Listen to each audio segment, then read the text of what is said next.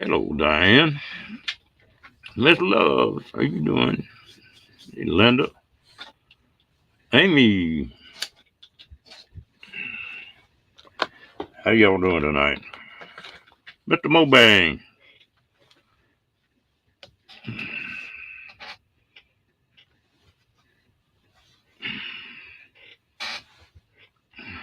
the Boo Back. Hello, Diane.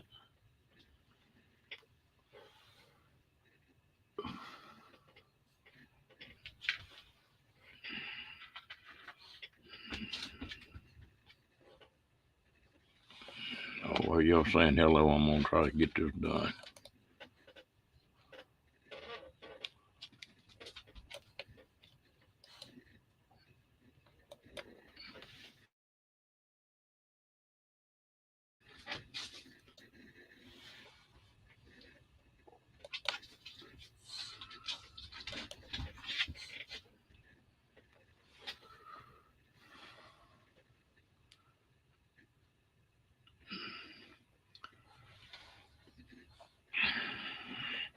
Yeah, you the man of the hour, Mobang.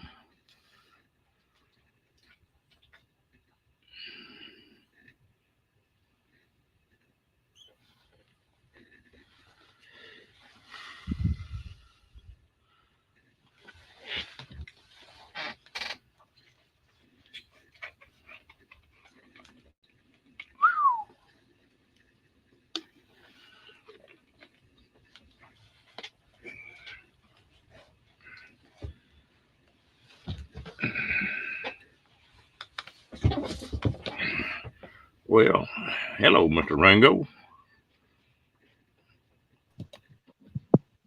Well, hello, you good-looking thing. How you doing?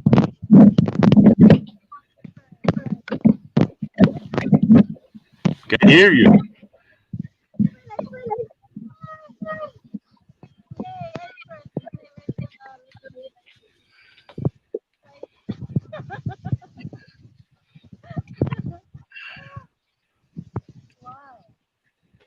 I tell you what, I can't hardly hear you. I don't know if it's me or can you hear me, gal?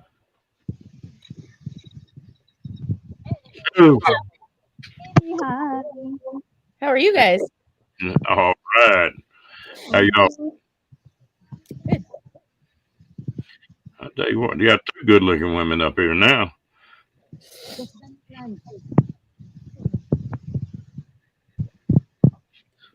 Hey, hello, Meg. Well, I don't know. I didn't ever hear anything from G, so I figured I'd go ahead and run it.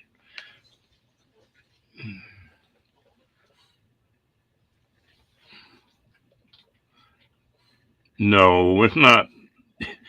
He's going to staple it or put pins in it or something, Mobang, if it doesn't heal. That's what Ew. I'm trying to do, if trying to get it to heal. They're still not healed. Now, two of them are, but Okay. one of them it ain't done what it's supposed to. Ah. Well, I'm sorry to hear that. Hmm? I'm sorry to hear that. Yeah, I am too. But no, I got a couple more weeks. If it doesn't start healing in a couple more weeks, well, they'll go in there and tie it down. That But does not sound like a good time. yeah, so it ain't no problem. It it's a whole lot better than they being floating around from now on. Yeah. What are you grinning about, love? You look like you full of meanness tonight. I'll go down when they're noisy here. Thanks for having me. Wait. She's gone. Excuse me. Hello,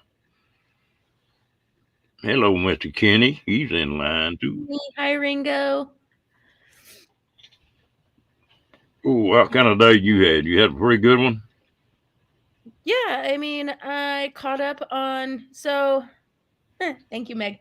So I've took time off work, so I had the work meeting on Tuesday, went out Tuesday night with coworkers, went out all day Wednesday with coworkers, drank way too much in 2 days. And then had yesterday and today and tomorrow off, and so today I just caught up on a whole bunch of TV shows and took a nap. Well, that's good. You need a day like that. Yeah. You've been. And the look at Amy smile. Yeah, Wednesday, everything on Tuesday and Wednesday put me in a pretty good spot. So I think the meds are finally starting to kick in, and then just doing that and having fun and letting loose just had a good effect on me. So That's the thing. Is you got to enjoy where you're at. yeah. And so, yeah, I know it, Troy. She's always got a pretty smile. And a yawn.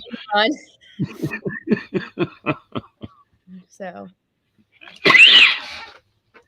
The wrong time to be coughing, though. I know that. Yeah. Damn. Boy, there is something in the air that is tearing me up. That's not good. Every time we get a high wind from the west, it bothers me. Yeah. Did you guys, was it cold there today? No. Not bad here. It was 40 something at one point. It's 51 outside right now.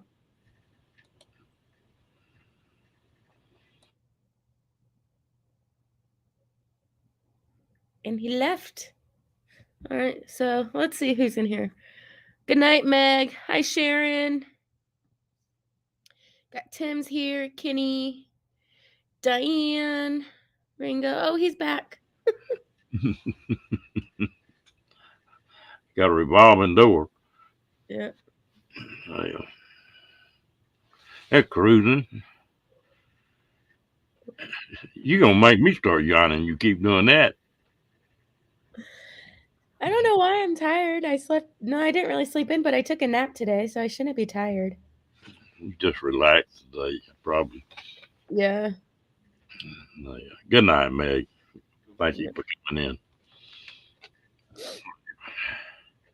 I think is Dee still going?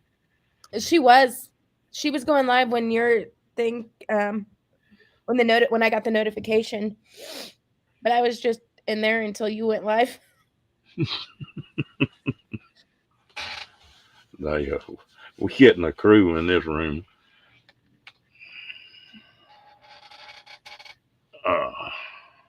Yeah, that bruise on Ava's arm looks terrible. Oh, yeah. Ava's fall was a whole lot worse than mine. Yeah. Stitches in her forehead or right here. And she's lucky I didn't catch her eye. Very lucky. If I hit on my head, well, it probably wouldn't have done nothing to me. I'd probably just bounce as hard-headed as I am.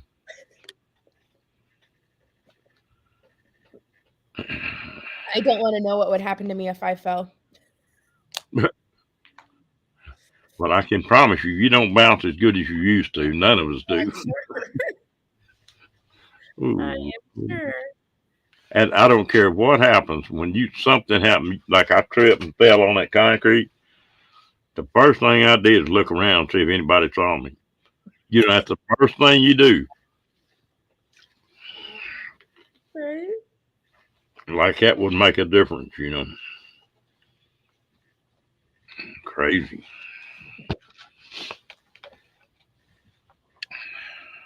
Damn. Is it reversible?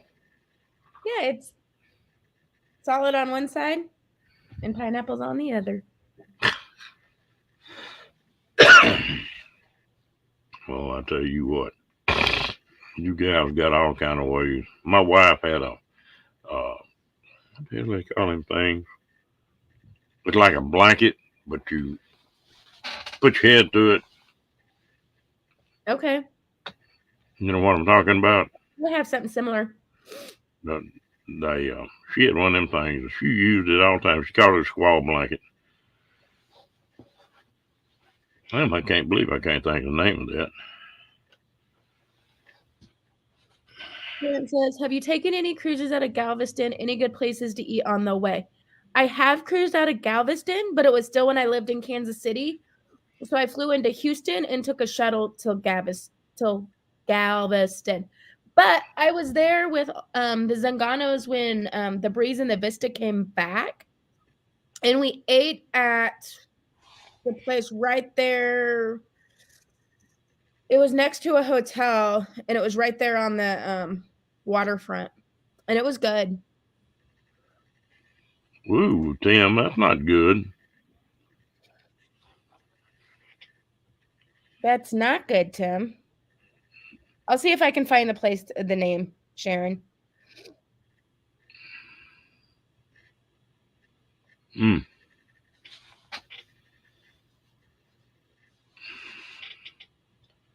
Anytime you start blacking out, boy, there's something wrong. You need to go get that checked, Mobile.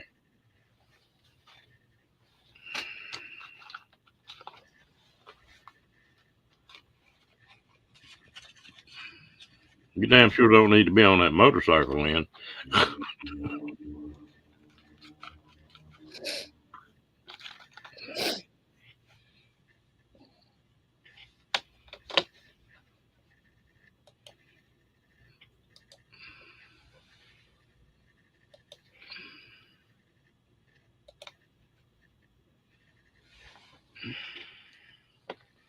It was Willie G's Seafood and Steaks. It was pretty tasty. That's where we ate. It was right next to the Harbor House.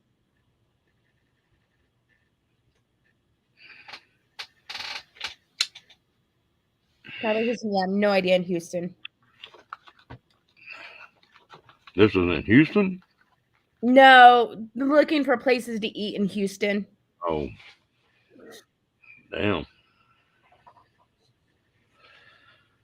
I think you just about any road you get on in Houston, you can find some place to eat, I think.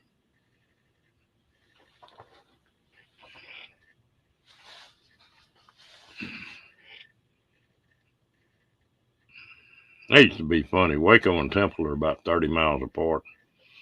And Waco used to have all kind of restaurants. I mean, you name it, it was here. And plus they had the big restaurants like steakhouses and seafood places. And Temple, 28 miles away, you couldn't find a place to eat except a mom and pop place in that whole town. They're about the same size. Crazy. Well, but now they getting that stuff in there. They're getting Red Lobster and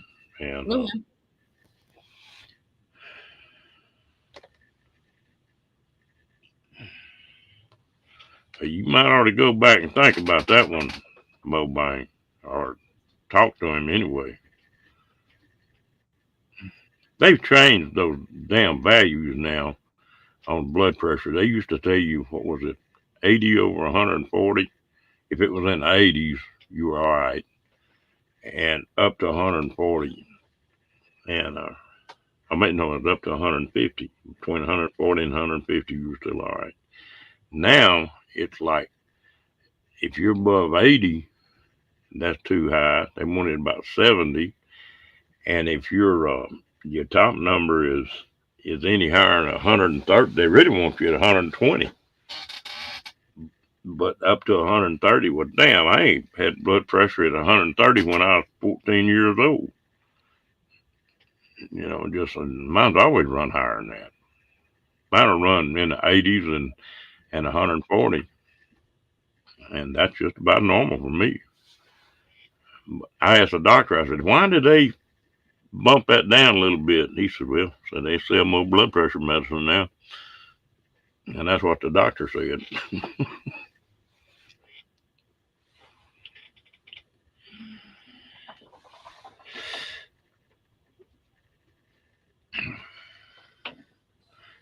Sometimes, well, man, something like that though is a artery or something.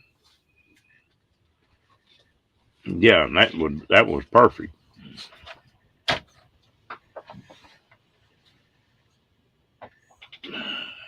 It's also could, if you're like getting the dizzy, like if you get down or get up, like it could be your like iron levels. Because I know I'm anemic, and there's times where like at work that I would get down to pick up like a piece of trash off the ground or to clean up a spill, and if I get up too quickly, I have that lightheaded dizziness. Well, the inner ear deal can cause that too. Mm-hmm. There's 100 things can cause it.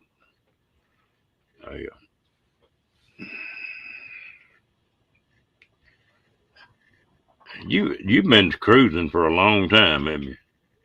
I went on my first cruise September of 2018.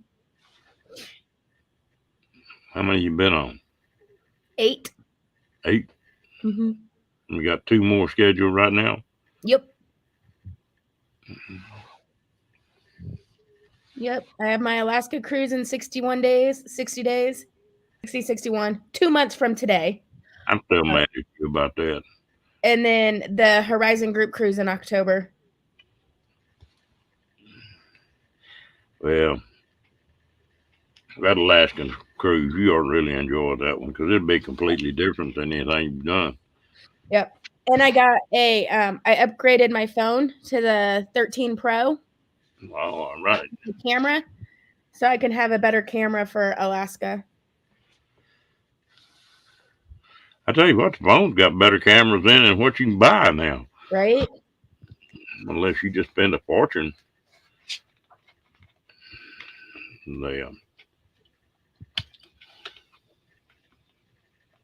And they got another deal as an attachment for that phone. Then you can hook it up to a set of binocs. Yep. Or a spot and scope or. I have those on my Alaska Amazon wish list. 2 different things. Well, they got one, a cheaper deal just fits on the phone, but yep. I don't know how good that one is.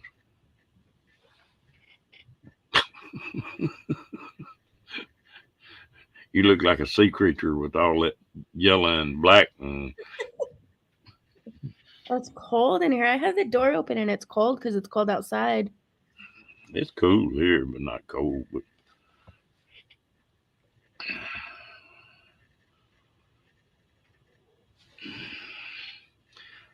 some people's blood pressure is just normal. No, mine's normal. Yeah, but it's not normal to them. What I'm going to say, I know several ladies that their blood pressure will run like 60, 100 over 60. Well, damn, if my blood pressure got down that low, I'd be passing out. I would really. I had it happen before, and if their blood pressure got up to that 75 or 80 and 140, they'd be sick. It's just people's bodies just are different. Thank God. I don't know. I don't remember necessarily my numbers when I go to the doctor and have it checked, but no one's ever been concerned, and they always tell me I'm in the normal range. So that's great. So can't complain there. I just got other issues. And I don't know if it's the medicine I'm now on and what, but like I have bruises everywhere. Like I probably counted like 15, 16 different small bruises on my legs earlier today. Damn, girl. Yeah. So I need to start taking the iron, and I don't know if it's because they say don't really mix it with what's the name I'm looking for? Naproxen. And for a while there, I was having like the bad headaches and like my back was hurting or my shoulder was hurting. And So all I had in my purse was the naproxen. And so I would take it. And so I don't know if it's all of that or what, but took the naproxen out of my purse and put in Tylenol. So Yeah. They like to kill me on blood pressure medicine one time, or blood thinner. And had some stuff happen and they couldn't figure out what the deal was. And they damn near killed me because they thought I had a stroke and I didn't have. oh wow. And they give me that clot buster, that shot, that if you can get within so many hours of having a stroke, it's supposed to minimize everything. Okay. And then put me on blood thinner. Put me on vitamin D, aspirin a day, a blood thinner, and something else. God almighty, I could just rub my hand down my arm and go to bleeding. No, geez. Started getting off of it, and I don't take any of it anymore. But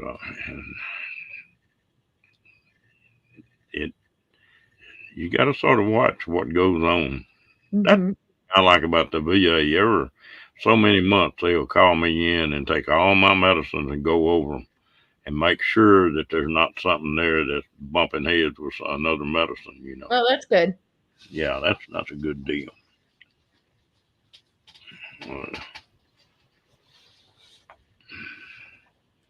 Yeah, see, all these ladies are 100 over 58. Talk about a running low. If mine was 100 over 58, I'd be sprawled out on the floor. And not for anything good. Got somebody to keep your kitties? They fend for themselves. To take care of it? Yeah. Put food and water out? Yep. And just put out a ton of food and water and extra litter boxes, and they're good. If I left Rocky here with plenty of food and water, there wouldn't be nothing left. Oh, they always have food and water left when I get back. My two are really good about, like, I filled up. I have one of, like, their water, I have one of those, like, big jugs that just keep the bowl full, and then I have to refill it. And I don't use the food one unless I go out of town. And I filled it pretty full when I left on Tuesday, and there's still food in there. Like, I feed them a half a cup in the morning and a half a cup at night normally. And they snack all day on it. Like, they don't, with having two of them and they're only getting a half a cup total, like morning and night, like they make it last. They don't eat it all right away, and they're pretty good about just snacking on it and not overeating. Well, Rocky would eat everything in the trailer beside the food. Good Lord.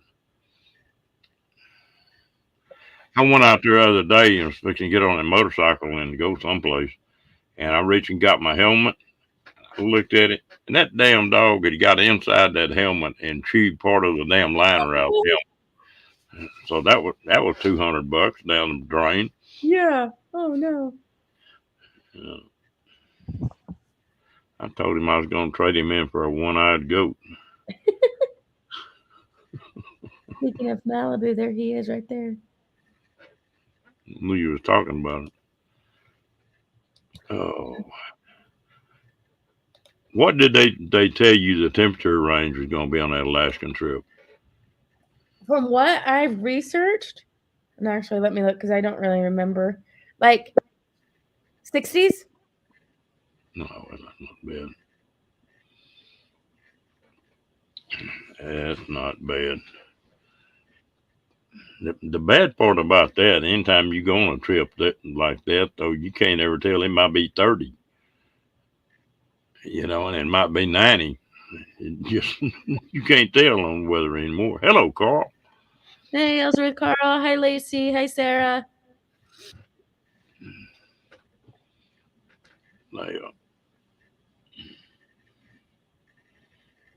Do you wear a helmet most of the time, Mobang?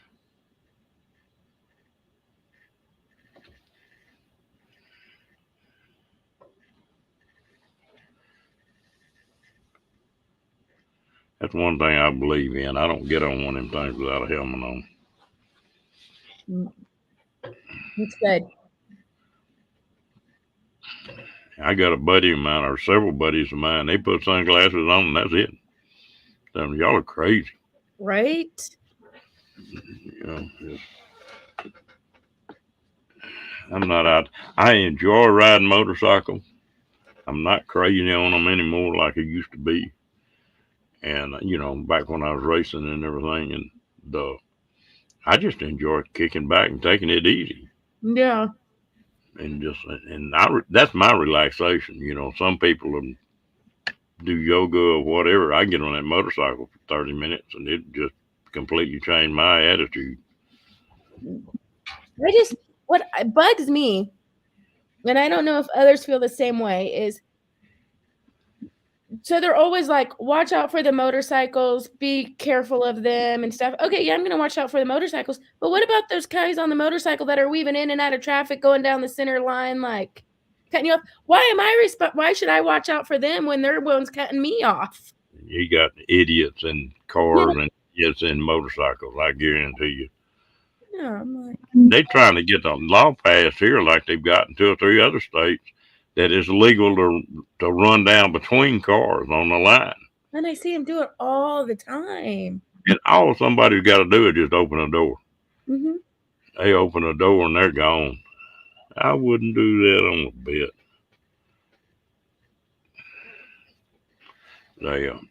I don't know, they're crazy. And the way I ride a motorcycle, and what I'll tell somebody else that they need to do is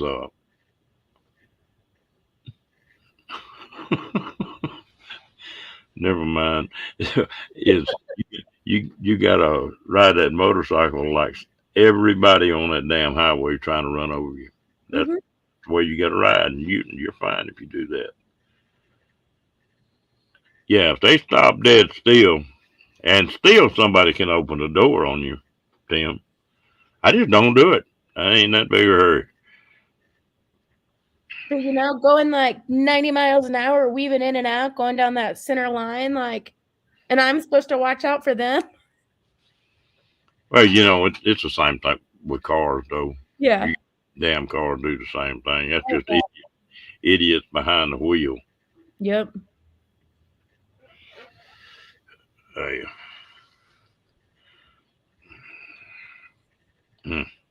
Something else. There is some idiots out there on motorcycles, though. And what gets me, I enjoy riding a motorcycle. 90% of the people that own these Harleys, they go buy a $30,000 motorcycle, and they ride it once a month. You'll see a bike is 3 years old, got 1,000 miles on it, and it's crazy. And then they'll talk about the big bad motorcyclists and stuff. I put 27,000 miles on my motorcycle last year. Oh, wow. So I ride one. Yeah. My dad I think he still has it. I don't know, but he had a Harley. He has a Harley. And when I was in college, he got it when I was in college, and I would go over to his house and he'd be like, "Oh, you have to come see what I put on the motorcycle today." And I'm like, "Okay." And we go out and he's like, "Do you see it? Do you see it?" And I'm like, "No, like, looks the same." He's like, "This screw right here is brand new chrome screw." And I'm like, "Cool." I don't know what to tell you, but it looks exactly the same. And it's not cheap. That damn screw probably cost $25. Right. If he bought it from Harley. They got a nickname for Harley is $100 bill, because every time you walk in there and buy anything, it's $100. Right. And it's not a cheap board. Well, yeah, you got to watch them kind of people. Mm-hmm. You got to drive way down the road, Diane. I tell you what, I think riding a motorcycle has helped me in I may have a wreck tomorrow, but it taught me more about driving than I use even in a vehicle. About driving down the road and watching corners and stuff like that. If you drive a vehicle the same way, you're sure in good shape.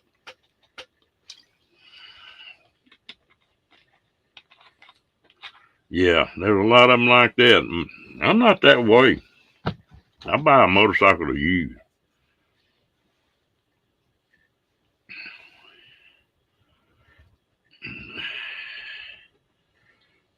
Some of them are. You get into the big Hondas and the big Yamahas, they ride just like them Harleys do.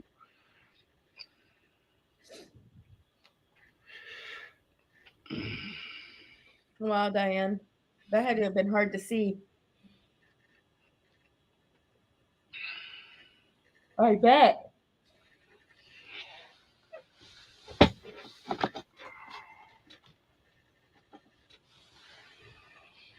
Yeah, that's not good. I know my dad, he broke his collarbone and had to have surgery on it. Um the bike fell on him. Like he was at home parking, like was parked. I don't know what happened. I just know he called me and I had to go pick him up and take him to urgent care.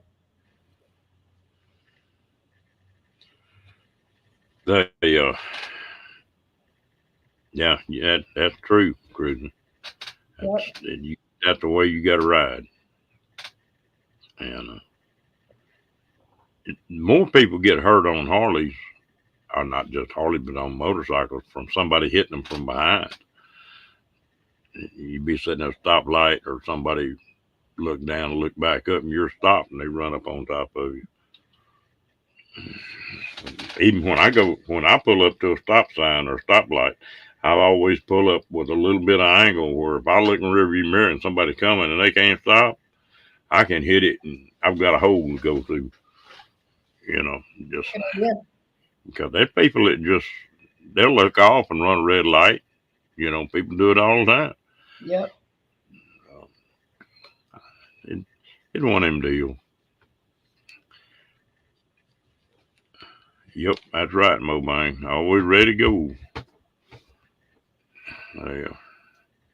But there's something about them that it used to be that way about horses, that I could get on a horse and ride, sort of relax, I don't know, I lost that on horses. They got where I don't care much about them anymore. I think they're pretty still, but I don't want to fool with them. Yeah. I have fun riding the horses on that cruise. Oh, why am I keep yawning? Willie and the cats are doing fine. The one's right there. Well, where's the other one at? She's down over there. That one, the cuddling one? Hold on, where is she? Oh, she's actually right here. She's right next to the couch. No, I guess he's more the cuddly one, especially lately. But he's the mean one as well. Azul, she's, here, I can grab her. Hold on.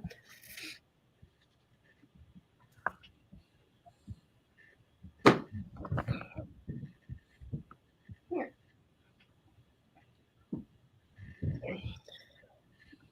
Here she is. She can be cuddly, but it's hard for her to get up onto the couch now, being so old. He's a pretty thing. Yeah, she's my baby. Be careful out there, Mobang. Hello, Fairy Dust. How you doing, girl?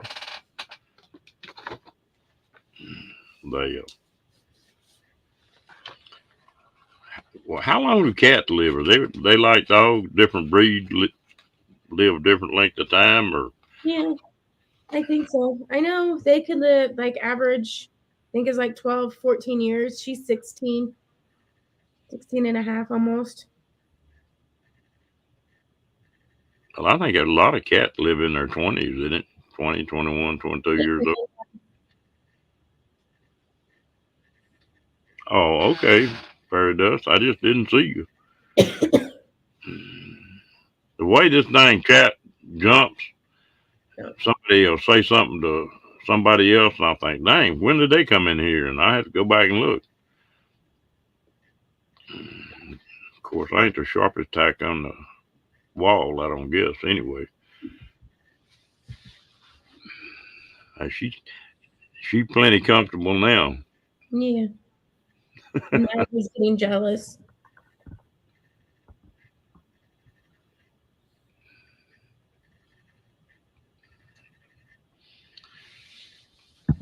That crazy dog of mine, I was trying to look at his nose a while ago.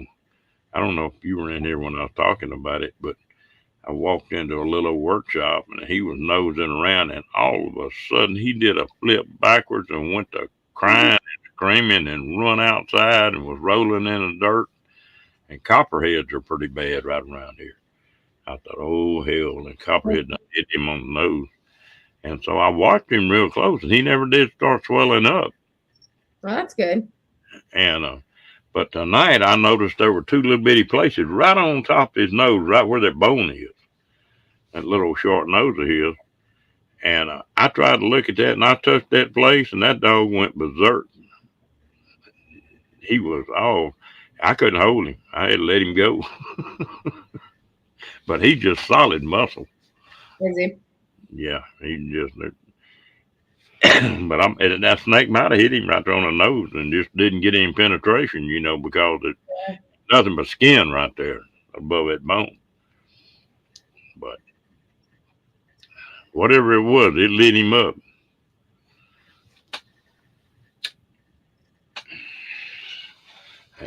I noticed today he was he was a little bit more cautious about sticking his nose in places he couldn't see. It might have been good for him. Yeah. You ever see him train a dog or a cat to stay away from rattlesnakes or snakes? That's something else. Where are you going as well? They get one, and every time they get around that snake, when they smell him, if they walk up to him, they'll hit him with that shock collar. And it don't take many times of that. That dog won't even fool with a snake. Yeah, if that was a snake, that might have been a scorpion or anything. Something got him. He was rolling around out there just doing flips. Poor doggy. No, and then he got to rubbing his nose in the dirt. But I don't know. I never could see. I tried to look and see if there was a snake there or whatever, but I couldn't see anything. Huh. Damn snakes are out right now.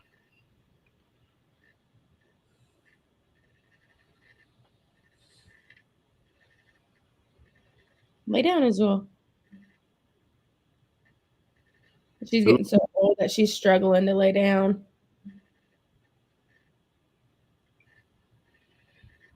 There you go. Yeah, you don't never know, Roman.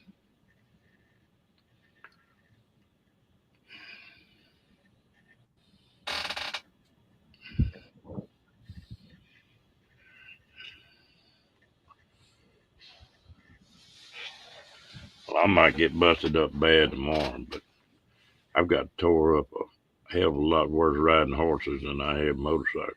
Yeah.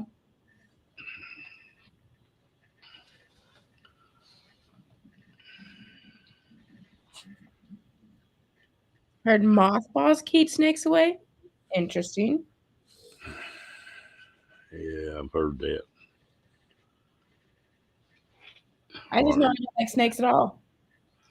Used to those old grass ropes, old hemp ropes that the cowboys used. They'd take and put them in a circle around them at night. Said that snake didn't like to crawl across where that hemp was rough.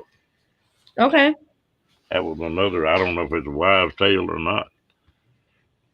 Can you imagine sleeping on the ground every night just in a blanket with the creepy crawlers running around all night long? Nope. No way. I guess you didn't have a choice. You wouldn't think nothing about it. But the more people come, most settlers were tough folks, you know it. Yeah.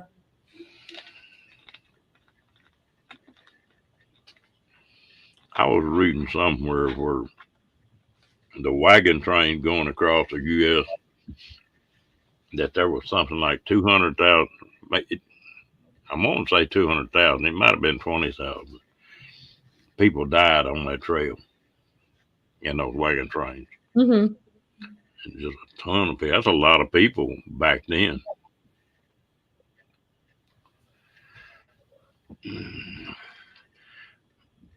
I've seen people put them mothballs all over everything. I got a buddy of mine. A snake are usually going to be close to something when you're crawling, and he got to getting some mice in his house, and he lives in rattlesnake country. And he put some of these sticky pads down, for the mice. Mm-hmm. He came out there the next morning, had a rattlesnake stuck down to it. That would scare the crap out of me. Yeah. And anyway, he got where he keeps them sticky pads up against the wall in his garage in places, where them snakes can get in. Mm-hmm. And he'll catch one every once in a while, get on top of that sticky pad and can't get off of it. Good to know it does work for snakes too. Yeah. Hey, Johnny. Hi, Ann. Hello, Ann and She Devil.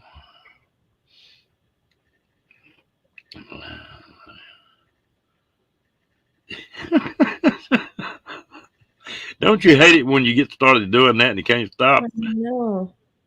And there's no reason I should be yawning either. Well, Oh, hello, Steve. How you doing, bud?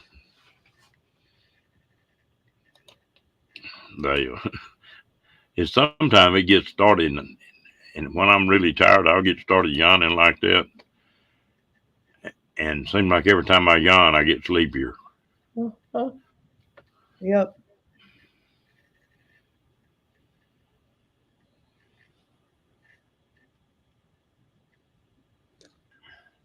Yeah, I've been reading about that fairy dust.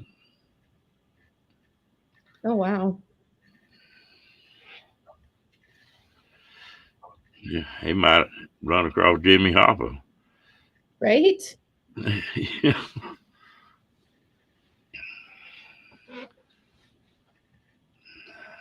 Every time these lakes get down, they start finding stuff like that. These big lakes that have been there a long time. Yeah, you can imagine what's probably in there. You don't probably even want to know what's in there. They drained the dam on a little old lake up here close to Dallas. Well, you might know where it is. White Rock Lake up there. Well, it's right in Dallas. And Okay. they found something like 150 cars Oh, wow. thing, and they'd strip them and then run them off in that lake to hide them.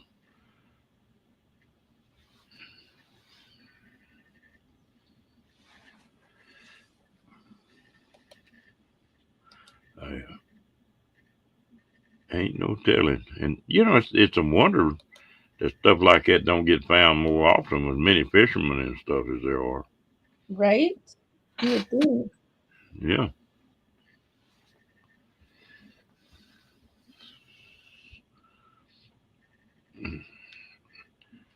That's why Diane's always washing her feet, because she keeps them half the time. Getting a pedicure.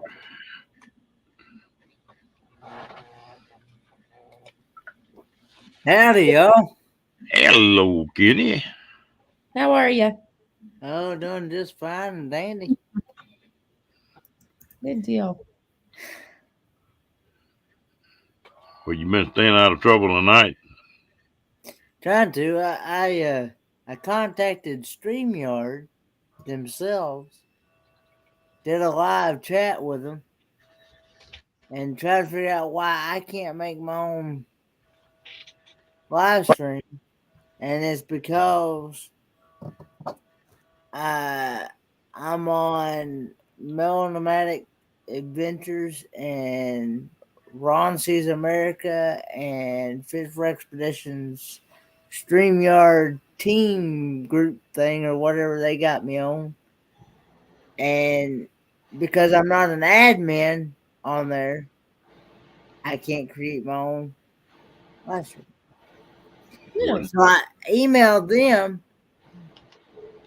I emailed all three of them because we have an email set up to where we can message all three of them at the same time. I said, guys, I can't create my own broadcast for Monday night live streams because I'm not because I contacted StreamYard themselves and they told me, said, the reason why is because I'm not an admin on your team. So I can't create a broadcast. It's so weird. So It- yeah, I'd never seen that before, and I've been StreamYard for a long while now, and I just never seen that before. Never even heard of that. Of course, I knew that they'd been doing some updates, and you can add, you can have it set up to where you can have people co-hosting on your StreamYard or whatever, and yeah, so yeah. Well, I had the weird thing on. I woke up Friday morning to an email that my Thursday stream had been made set to private by YouTube because it violated community standards of their um, spam, scam, or deceptive practices. I was like, okay, well, there was nothing in my live that would have done any of that. I don't understand it. And you hit the appeal button and it says not available for appeal. So I was like, okay. So then I was in Roy and Becky and they had the same thing happen to their Thursday live stream. It ended up being a glitch and it happened to a ton of people. And it today I was able to make it public again. Same thing happened to me. And Today I was able to make it public again. Steve, you got YouTube open, same thing Steve? happened to me. You got YouTube open, Steve? Okay, hang on. Is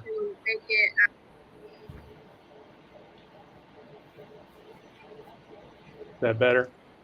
Yeah. Sorry. I went in and just deleted that video, and then they took my whole channel down. You couldn't see anything of mine. So crazy. Yeah. Well, I know RV Weekends just did a karaoke, and he was right in the middle of a song, and boom, it come up saying that stream taken down for something policy violations. That happened tonight. That happened about I guess a little bit over an hour ago.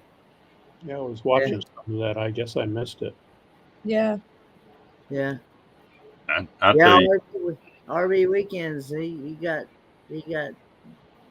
banned from that live stream. Was it a copyright issue, Kenny? I must have been. I don't know. I'm not really sure.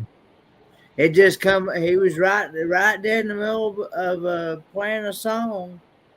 I don't even know what the name of the song was, but he was right in the middle of playing, and all of a sudden it come up. Stream ended for violating something or other policies or something. Wow. Policy. Okay. Never even heard of that before. Yeah. Yep. well, they're using the music off of Yep. to those songs, and I bet you that's where he got popped. I was wondering how long they were going to get by with that.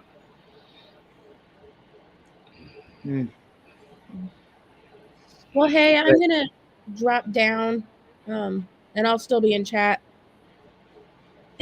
I want to answer Diane Phoenix. I'll see y'all later. Diane Phoenix. Good night. See you, Amy. It's good seeing you. Diane Phoenix says, "Are you trying to create a live for the group?" No, I'm trying to do my own. I'm trying to create my normal broadcast that I normally do for Monday night live streams, because I'm gonna do I still want to do, even though I'm going to be co-hosting 3 different live streams starting every first Friday of the month. It's going to be between Melonomadic Adventures, Greg from Fifth Expedition, and Ron Sees America. Starting every first Friday of the month, I'm going to be co-hosting all 3 of those live streams. And so anyway, I'm still wanting to do my normal Monday night live streams, but I can't. StreamYard does not give me the option to go in. StreamYard does not give me the option to go in and create new broadcasts. And so I found out why when I spoke with StreamYard tonight, or last night, I should say. It's already a new day already. But last night when I spoke with StreamYard,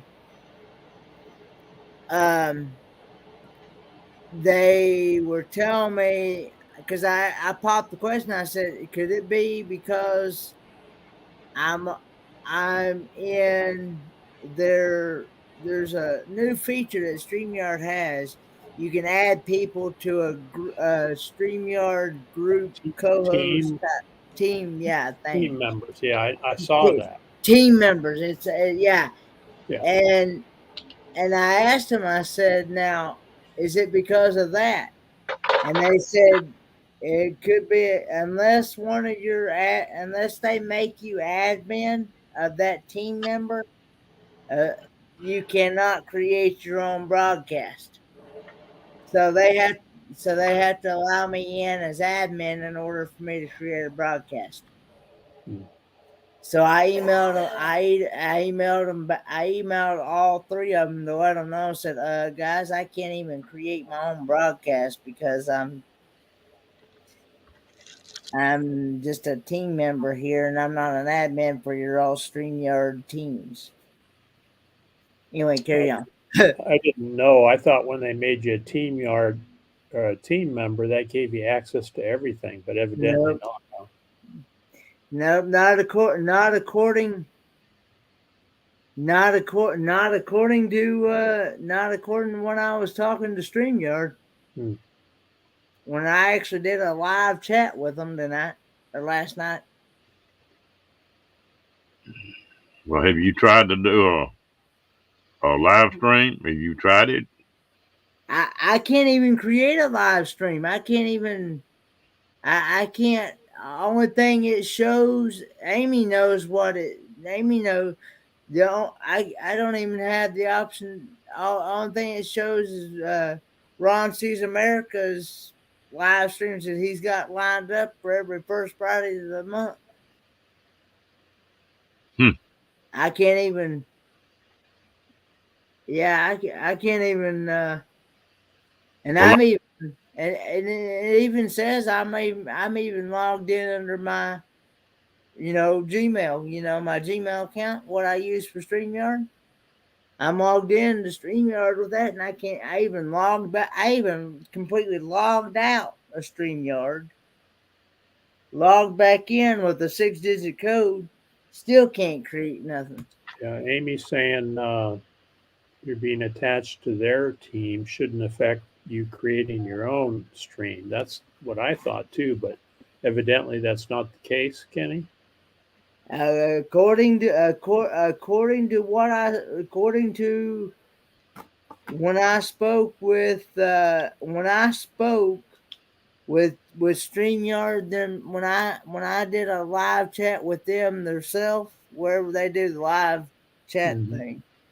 When I spoke to one of their members, or whatever you want to call it, when I spoke to them and typing questions out and things to them, they said, because I'm not an admin on their team, I cannot create my own broadcast. Oh, okay. Huh, that's weird. But did they get it fixed for you? Hello, Well, T. I emailed Ron Sees America. I emailed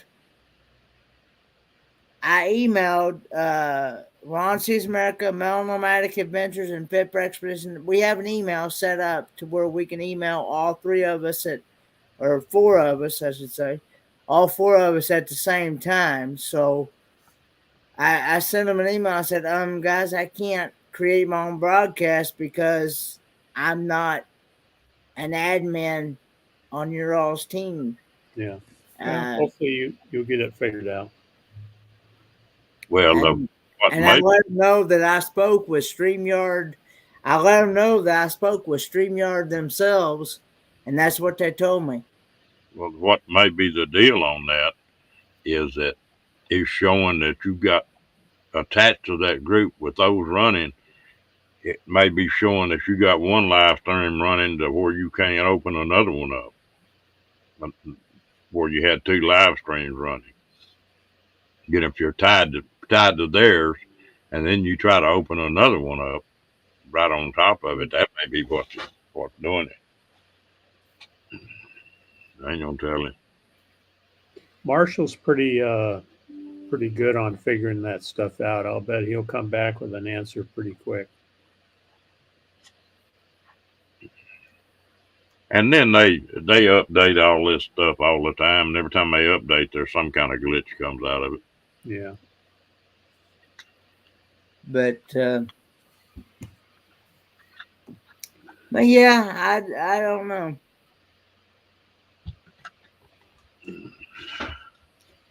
I just I've never seen nothing like that before. Sometimes I think it's just like all these people getting booted offline. I think they hire somebody else and give them a guideline, and because it'll completely change up just overnight on what they let you get by with. I've got on some channels, some of these prepper channels, and late at night, Yeah. they sing more 4-letter words and just everything, and they've been on forever. There's some racy stuff out there too. I'm surprised. Yep. You see these young women with hardly any clothes on, running around, prancing around on the beach, and they've got 250,000 subscribers, and I can't believe they get away with some of the things they say. And I'm not a stick in the mud. I don't subscribe to that stuff, but they get away with it where somebody plays a song, gets thrown off. Hello, V. How you doing, girl? Hey, V, and Roy and Becky. Yeah. Howdy, Roy and Becky. You talk about prepper channels. I was watching one, and I bought this book, Surviving Home. It's written by the Angry American is the name of the author there, and he wrote a series of books, and they're all fiction, but they're very interesting novels. They're actually novels, but very interesting, realistic, well written, easy to read. And I just started the first one here, Surviving Home, and it really grabbed me. There's a place somewhere on the internet, and it's where people that want to write books will go in and write a chapter and post it. And there's one deal on there that when I got off of it, it was at 600 and something pages I've read. Now that same guy is like at 16,000 pages. Really? And he's been going on for years. I need to find out what that website was. Some of those books that they wrote were pretty dang good. Yeah. This one here on the back, when you read the back cover, it says, no electricity, no running water, no food, no end in sight. If life as you knew it changed in an instant, would you be prepared? Yep. It just makes you think with the shelves kind of running thin. You know, we don't have a baby or grandbabies that young, but you know, when you see formula is not there for some parents, and you see some of the things that you're used to buying are not there anymore. They are substituted with something else on the shelf, you know, and it just kind of makes you wonder how far can they stretch that, and how bad will it get? And I believe in prepping too, and we've prepped, you know, for years, not extensively, but always ready for something like that to happen. So that kind of thing interests me. Hey, Griffin Fish Room. Well, you know, when we had this freeze down here, that was a couple of weeks to where you couldn't hardly move here in Texas because they wasn't used to it. That's And right. Yeah, you were in that, weren't you? yeah, and you know, the only thing I ran out of was bread. Uh, I had everything else. I could have went for 3 months. And after that thing got over with, I went and bought me a damn bread maker. yeah. You know, but I think you're crazy to not do it just from natural disaster. I mean, Sure. if nothing was out of whack. Hello, Griffin. I see Roy and Becky Travels is in here too. Is that Roy?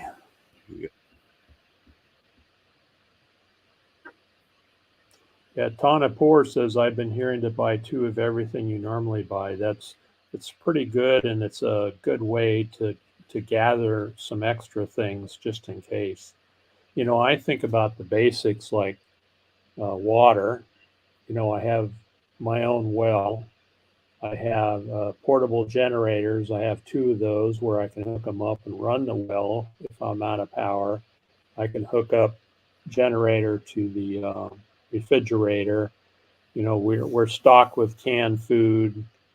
You know, electricity. We one time in one storm, we had a monsoon storm where we were out of power for 2 days, and Oki and I just pulled the RV out and slept in that, and you know, ran the generator. It was in the summertime where it was hot, and ran the generator and slept in there in the air conditioning, and that worked out pretty well.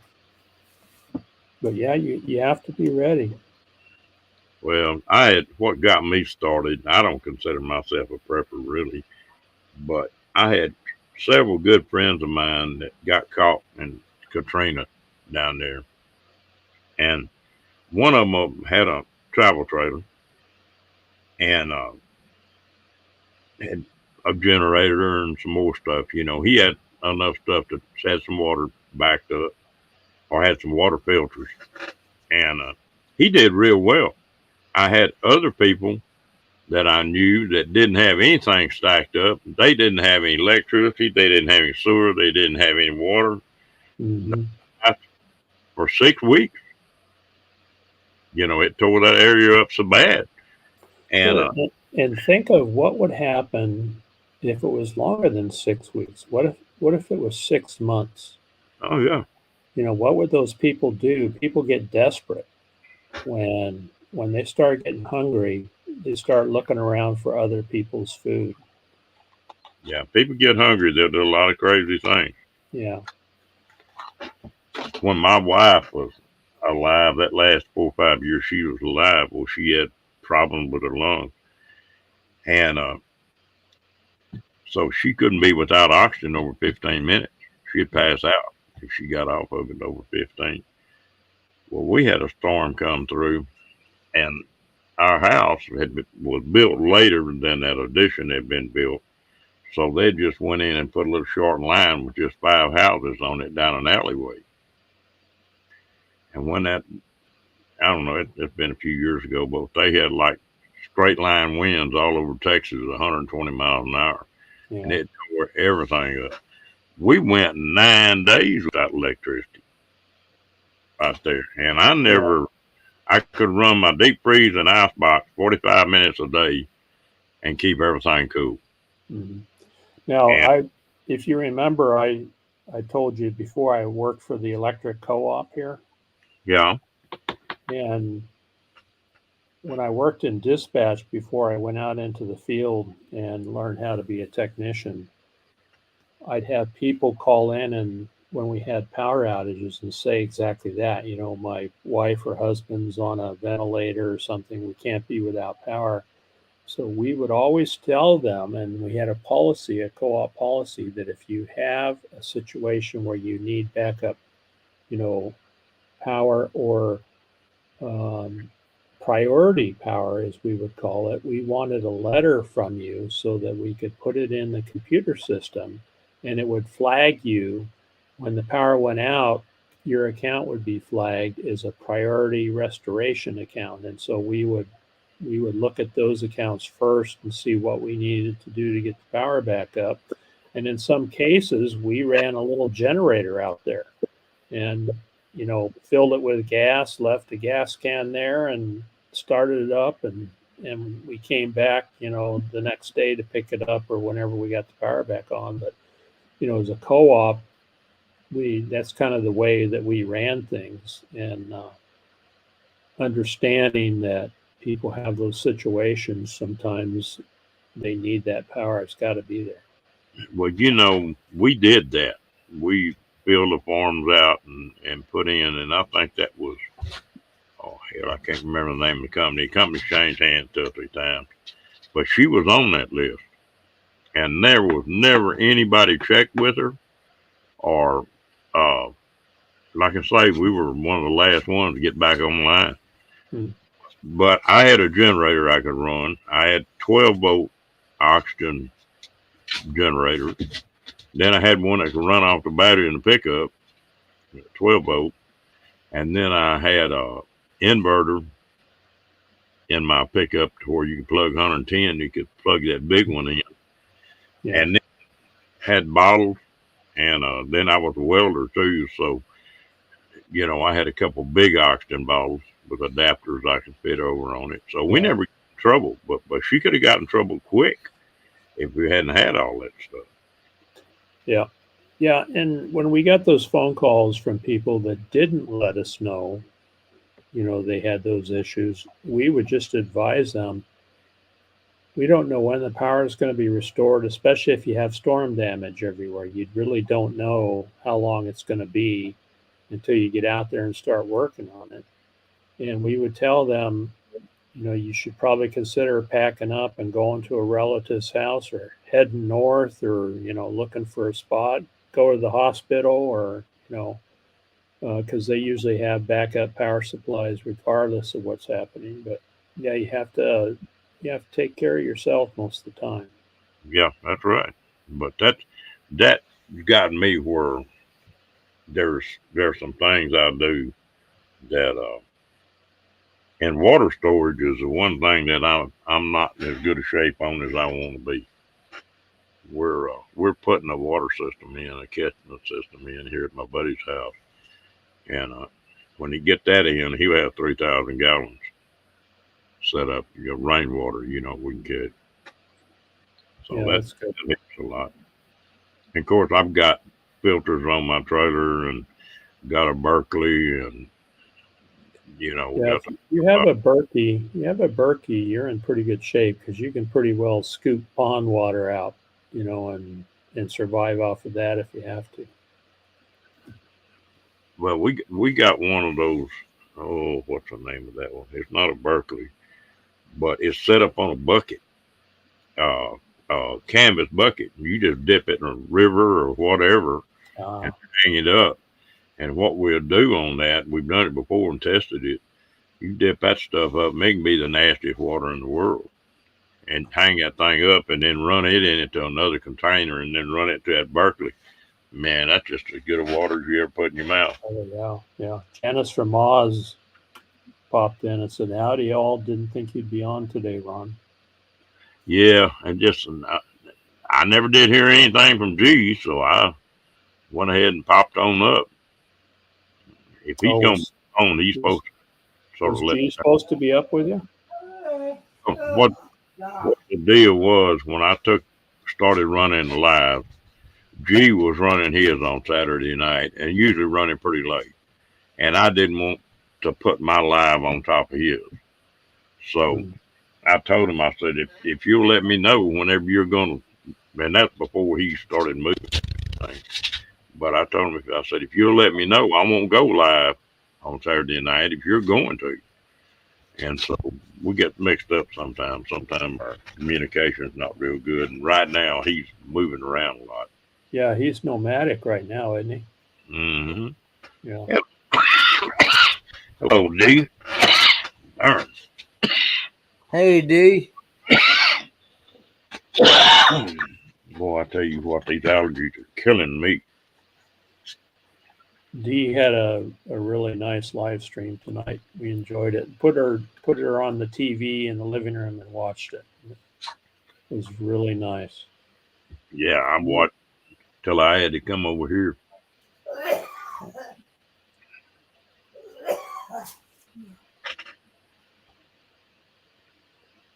You know, that's one thing about the RV deal. If you got an RV set up ready to go, you can throw a generator in with it, and you know you're set up, AC and everything. Yep. That's my bug out vehicle. Yeah, that's the reason I bought this other motorcycle. It gets like 10 miles a gallon, and I figure it, you know, a gallon of gas carry you 100 miles. Well, that was a whole lot better than trying to store gas for these pickups and stuff. Yeah. You can take 5 gallons of gas and be able to run 500 miles. Right. And so we figure where we live out here in the Monument, we're about 25 miles from town, you know, from shopping. We're pretty safe and isolated out here. We don't think we'd have to bug out anywhere. We would probably stay in place. But if we had to, you know, we have the RV. We can take. Good night, T. I see you're going to bed.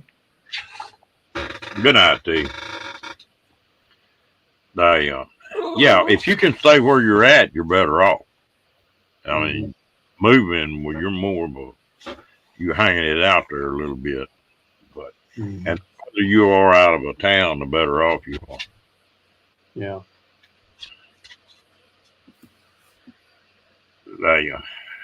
Boxman D, I enjoyed your video too. I watched everything until I had to come over here. Yeah, I really enjoyed your live stream as well. I was there in the chat and in the background a lot, as always. Were you moderating 2 or 3 other lives, Kenny? I was on this one too. I was multitasking as usual. What type of dog do I have, William? I have a German Shepherd, female. She was actually the runt of the litter, actually. She was the runt of the litter.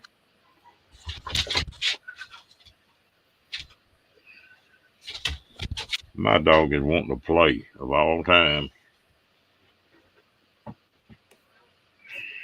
Roy says we're plugged into our Predator 3500 everywhere we go, and we pull into a campground, unplug, and run the extension cord to shore power. Yeah, Roy and Becky are set up pretty nice. You have a nice setup there. Well, she's full-blooded. She's full-blooded German Shepherd. She's not mixed with anything else. Well, I thought you were going to say she's full-blooded Ford, their RV. No. Hello, Daniel. I'm talking about the German Shepherd dog.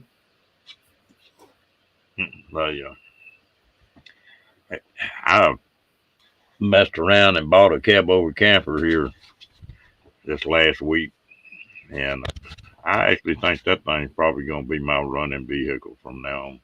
Leave my big trailer sitting. And yeah, that'll be nice.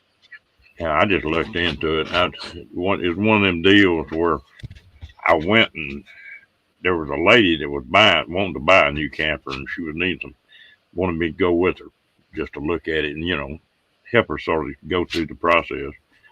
And I went out there, and about that time, this guy pulls in with this camper on the back of his truck, and he had bought a brand new one, or was dealing with him on a brand new one. And I could hear him talking back and forth in there while we were in there. And he walked outside for a minute.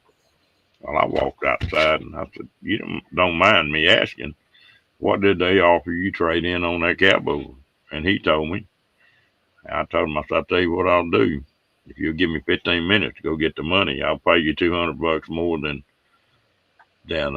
what they offered you right now, cash money." And Yeah, because they don't give you any deal when you're trading in. so I bought this thing where I can sell it and make some money if I want to. But I've been wanting a cab over again. I used to have one, and I really enjoyed that thing, especially for just one person.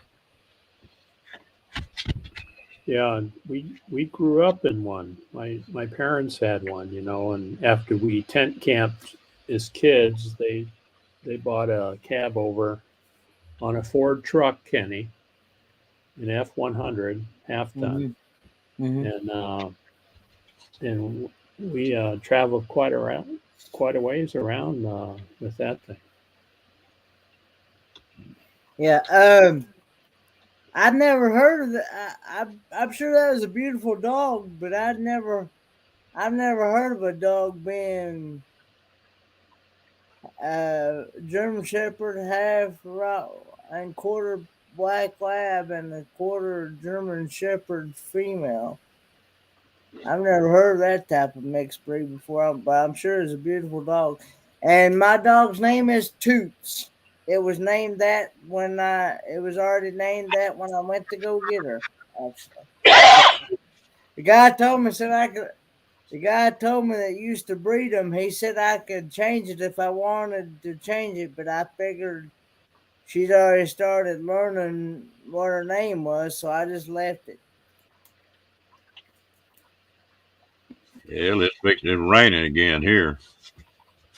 Yeah, quit hogging all the rain and send some this way, would you? I tell you what, they said in the next 3 days we're supposed to get over 5 inches. Nah. Everything here is drying up and dying. Of course, when I took her for her first vet visit, I didn't realize I'd gotten her 2 weeks too early. How long have you had her, Kenny? Almost 7 years.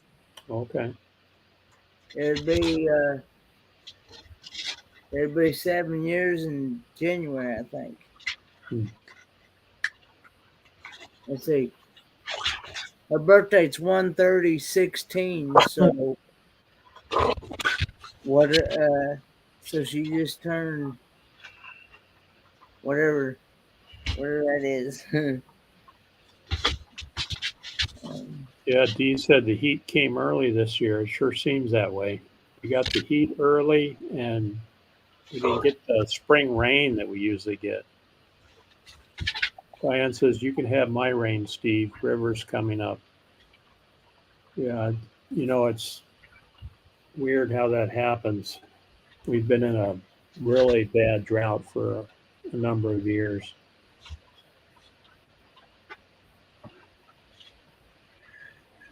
Texas weather this year has been sort of weird. We normally get some 100-degree days in April, and I think they might have hit one this month. And rain, we haven't got a heavy rains but a couple times. But it out every 2 weeks it's been raining. Just enough to keep everything going. Great. Yeah, and normally that's what we have in the springtime. We'll have about every 7 to 10 days, we'll have one day with a little bit of rain, and that usually keeps things going. But this year it's been not that way. Matter of fact, she just turned 6 years back in January, so She'll be 7 this coming next January. Yeah, so she's a good age where you can deal with her. She's not the puppy stage quite so much anymore, is she? I have been trying. I've been trying as far as training goes ever since she was 6 weeks old, and nothing. And I have tried every technique there is that the vet's given me, and I even took her through I even went through a 6 weeks training course. Now a 6 weeks training course now. Paid an outrageous price for that, and that has not worked. Oh, she's still spastic. She's like she's very skittish, Oh, very you might say hard-headed, stubborn. uh she's and if you don't watch, like if you've got food, I had to plug up the PC here. If you've got food, uh, like cooking or something, and if you don't keep her eye on her every second, every minute, she will get up there and snatch it in no time flat. we used to have a Dalmatian lab mix some years ago that loved bread. And if we left a loaf of bread on the counter and left the house to go shopping, we come back, that loaf of bread would be nothing but pieces of plastic on the floor. This dog would eat a whole loaf of bread. Oh, I can't. There is no way. There is no way I'd trust that dog in the house by itself. I wouldn't have a house to come to if I did. She'd have it tore up in no time. Yeah.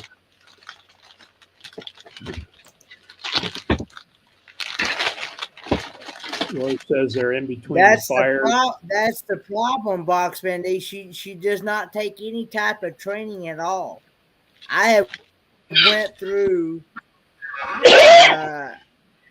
like I said, I went through every training technique that I have went through every training technique that I have been told by the vet, the training course, and nothing has worked. Nothing has worked. And I've been working with her every day, and nothing has worked. So maybe it's just a personality issue. Well, I know she's got separation anxiety, and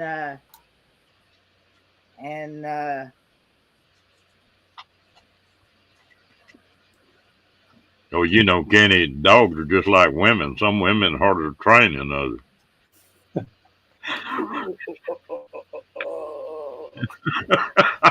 Here come the rocks. Oh. I'm wondering Roy says we're sitting right between two huge fires, a monster windstorm, and it's 33 degrees where they're at right now. We came east for what reason again? They're still up in Albuquerque area there.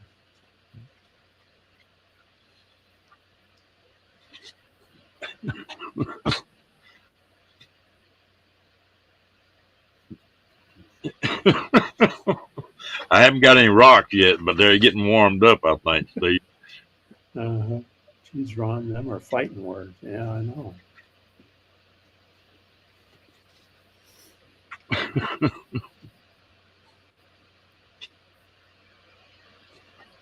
Oh, hello, Billy. Yeah. Hey, Billy. But yeah, there's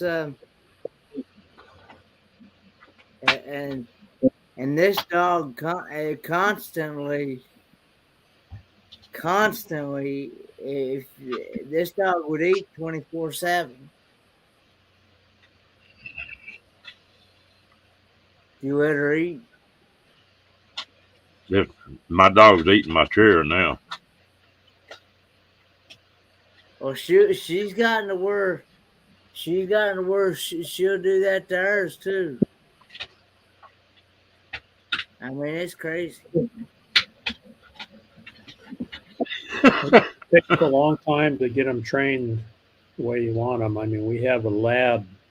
He's almost 14 now, and a Karen Terrier that's 16. Of course, they're getting kind of feeble. They're not very rambunctious anymore, but they're both good dogs. That's getting pretty old for Leb. Yeah, he still wants to walk. He can't walk very far, so I take him out in the Cherokee and drive him around, roll the window down so he can put his head out, sniff the air, and he really likes that. They, labs are they're special dogs. Yeah, he's a good one.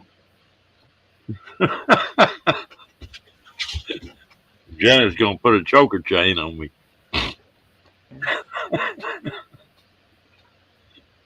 Ooh. I can't believe I got by with that. Yeah, I felt sure those rocks were coming in. Yeah.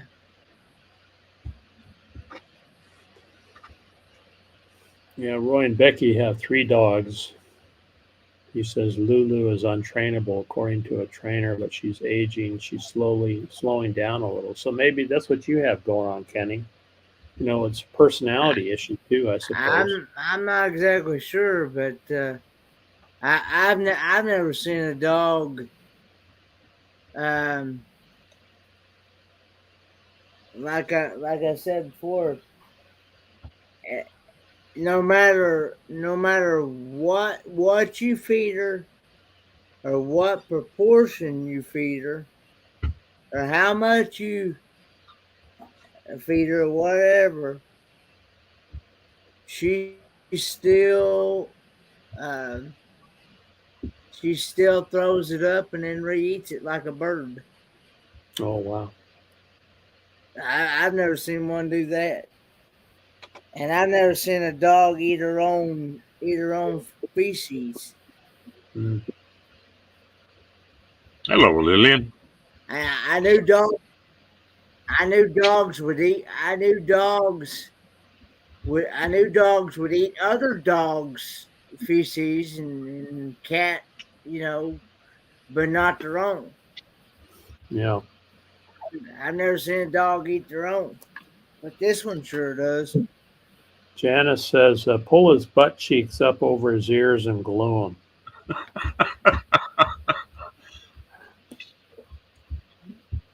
This one sure eats its own. Well, now, ladies, you got to understand that was Steve's ideal. Yeah.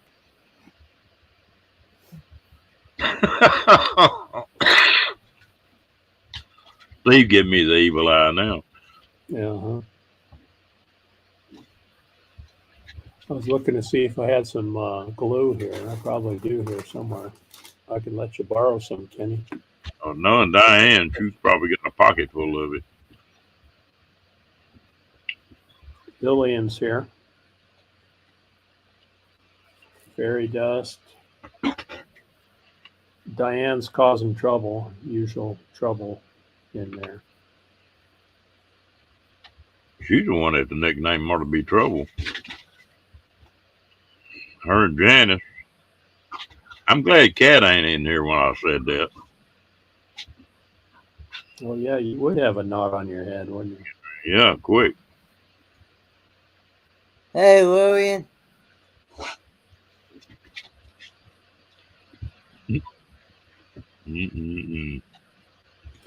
Well, I'm learning how to do live streams too, Ron. I started doing one early Monday mornings, and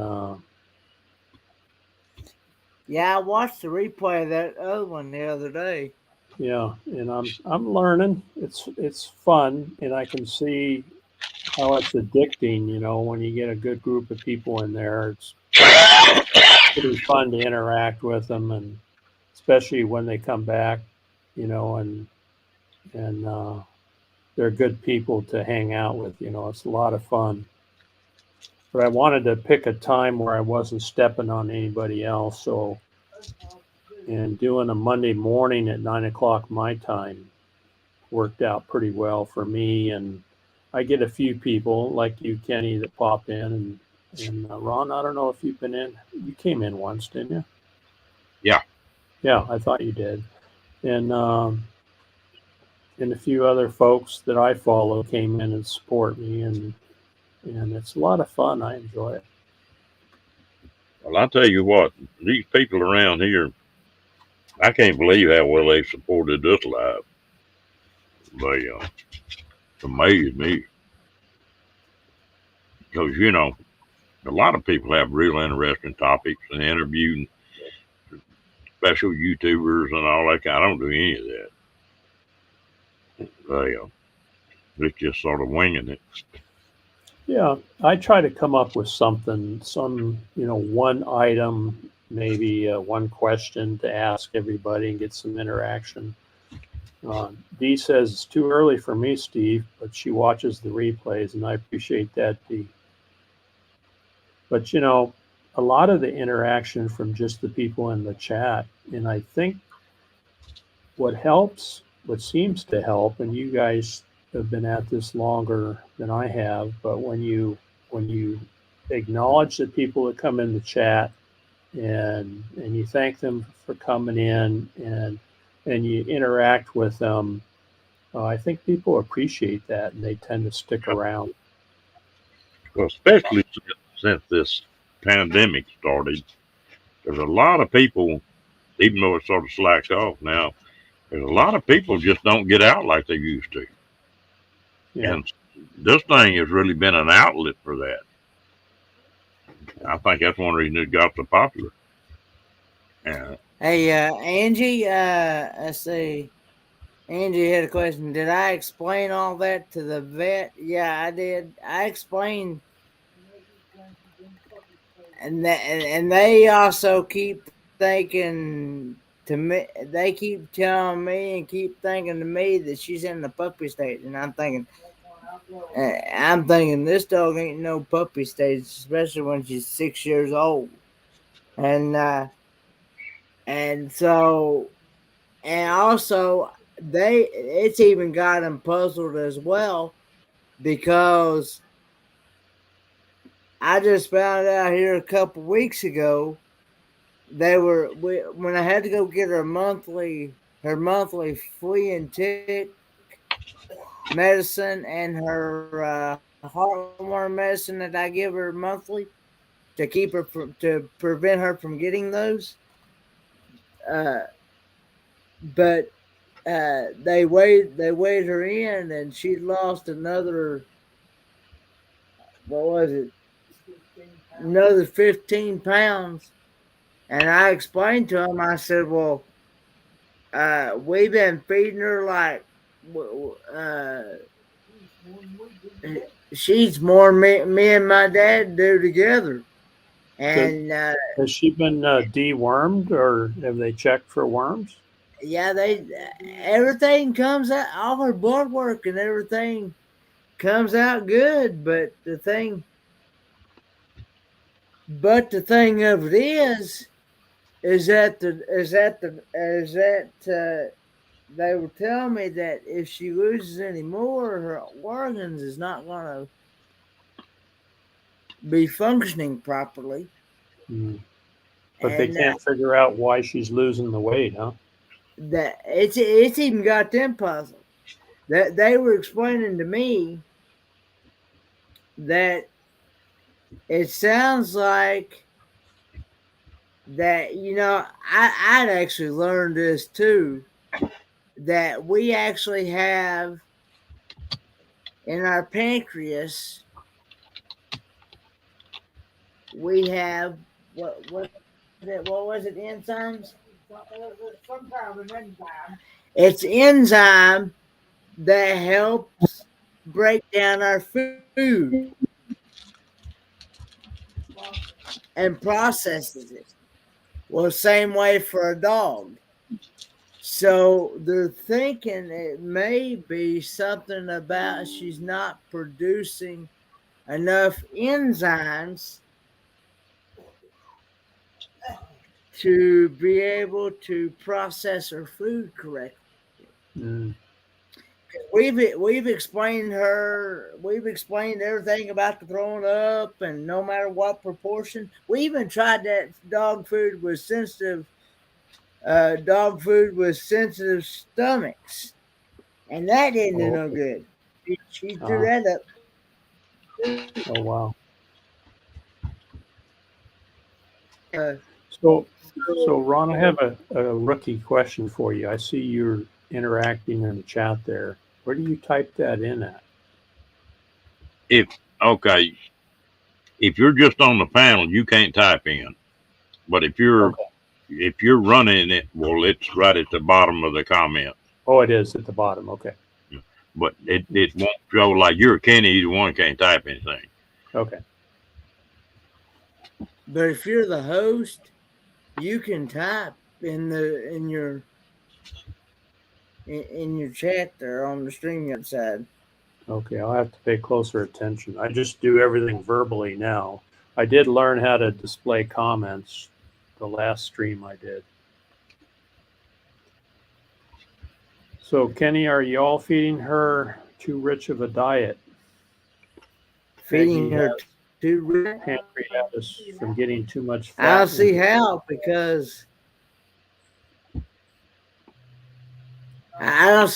because the dog was, let's put it this way, the dog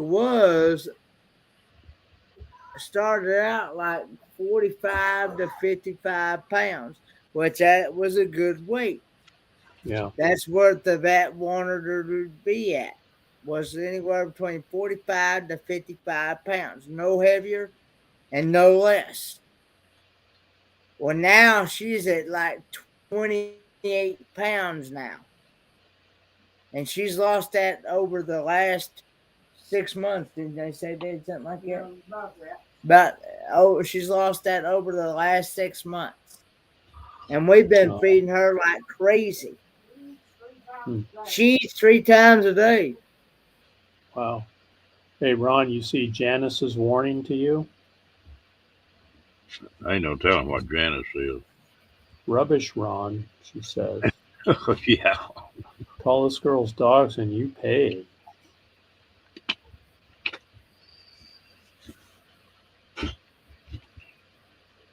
Dee'll get up on the panel, and she always tells me that I get x-rayed. She'll have to leave.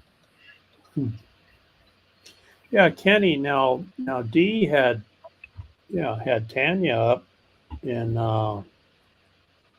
with a team. Yeah, well, that's Maybe because Dee gave her access to her StreamYard account. In other words, Tanya logged in, instead of logging into her own account, she logged in under Dee's account, whatever she uses for StreamYard, whatever email she uses. And it does is it sends, when a person does that, it sends whoever the host is of that channel, it sends them an email, a 6-digit code, and they send that code back to them so they can get into that host that stream. Okay. I remember doing that with Mike when Adventures with Mike and Jess, when they used to do that 24/7. Yeah, I remember that.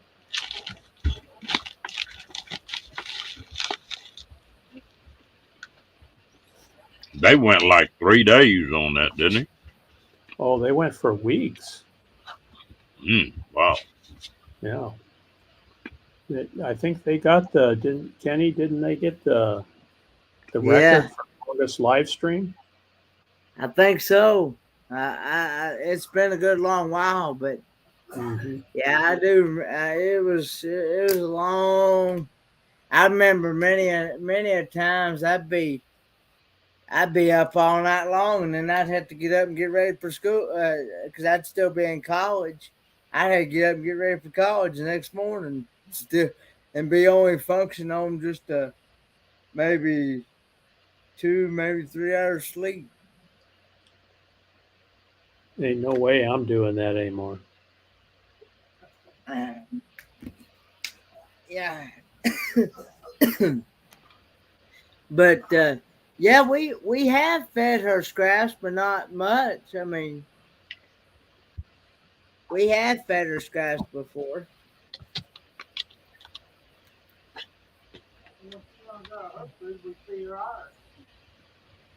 When she runs out of her food, we usually feed her ours, but we don't give her any. We don't give her any. We don't give her any onion. Don't give her any garlic. Don't give her. Don't give her any of the bad. Don't give her any raisins. Don't give her any of the nuts or anything like that. Oh, Hi, look at guys. you. Hi, D. Steve, What if you have a paid subscription to StreamYard, or even in your YouTube studio, you can make somebody a manager. A manager has access to do almost anything on your stream or on your live streams. What you can do is create in the settings in the YouTube studio, you can add somebody, like not just a moderator, that you can give them managership or other things. In Oh, StreamYard, they have the same thing. It's called Teams. In StreamYard, if you have a paid subscription, doesn't have to be the highest level, just the medium level. You can add somebody that you know and trust to have access to your StreamYard account. They can't delete your account, but they can block somebody or things like that. and Uh, that's what I did. I just signed up for the Medium StreamYard account. right. So, like Tanya is a manager on mine. I have a $13 a month account. It's just a standard account. Okay, cheap one. And I can have her do anything. She can put up my little thank you clips. She can bring up. She can share screens. She can do pretty much anything. She can't get rid of me. Is the only thing she can do, and she can't get rid of my stream. And it's nice to have the help too. Right? When you It's great. when you have It's yeah, made when you a have a lot busy easier with when she's there. God, it's so much easier. because you have a busy chat going there. You have 80 Yeah, people in there, I think, right. tonight.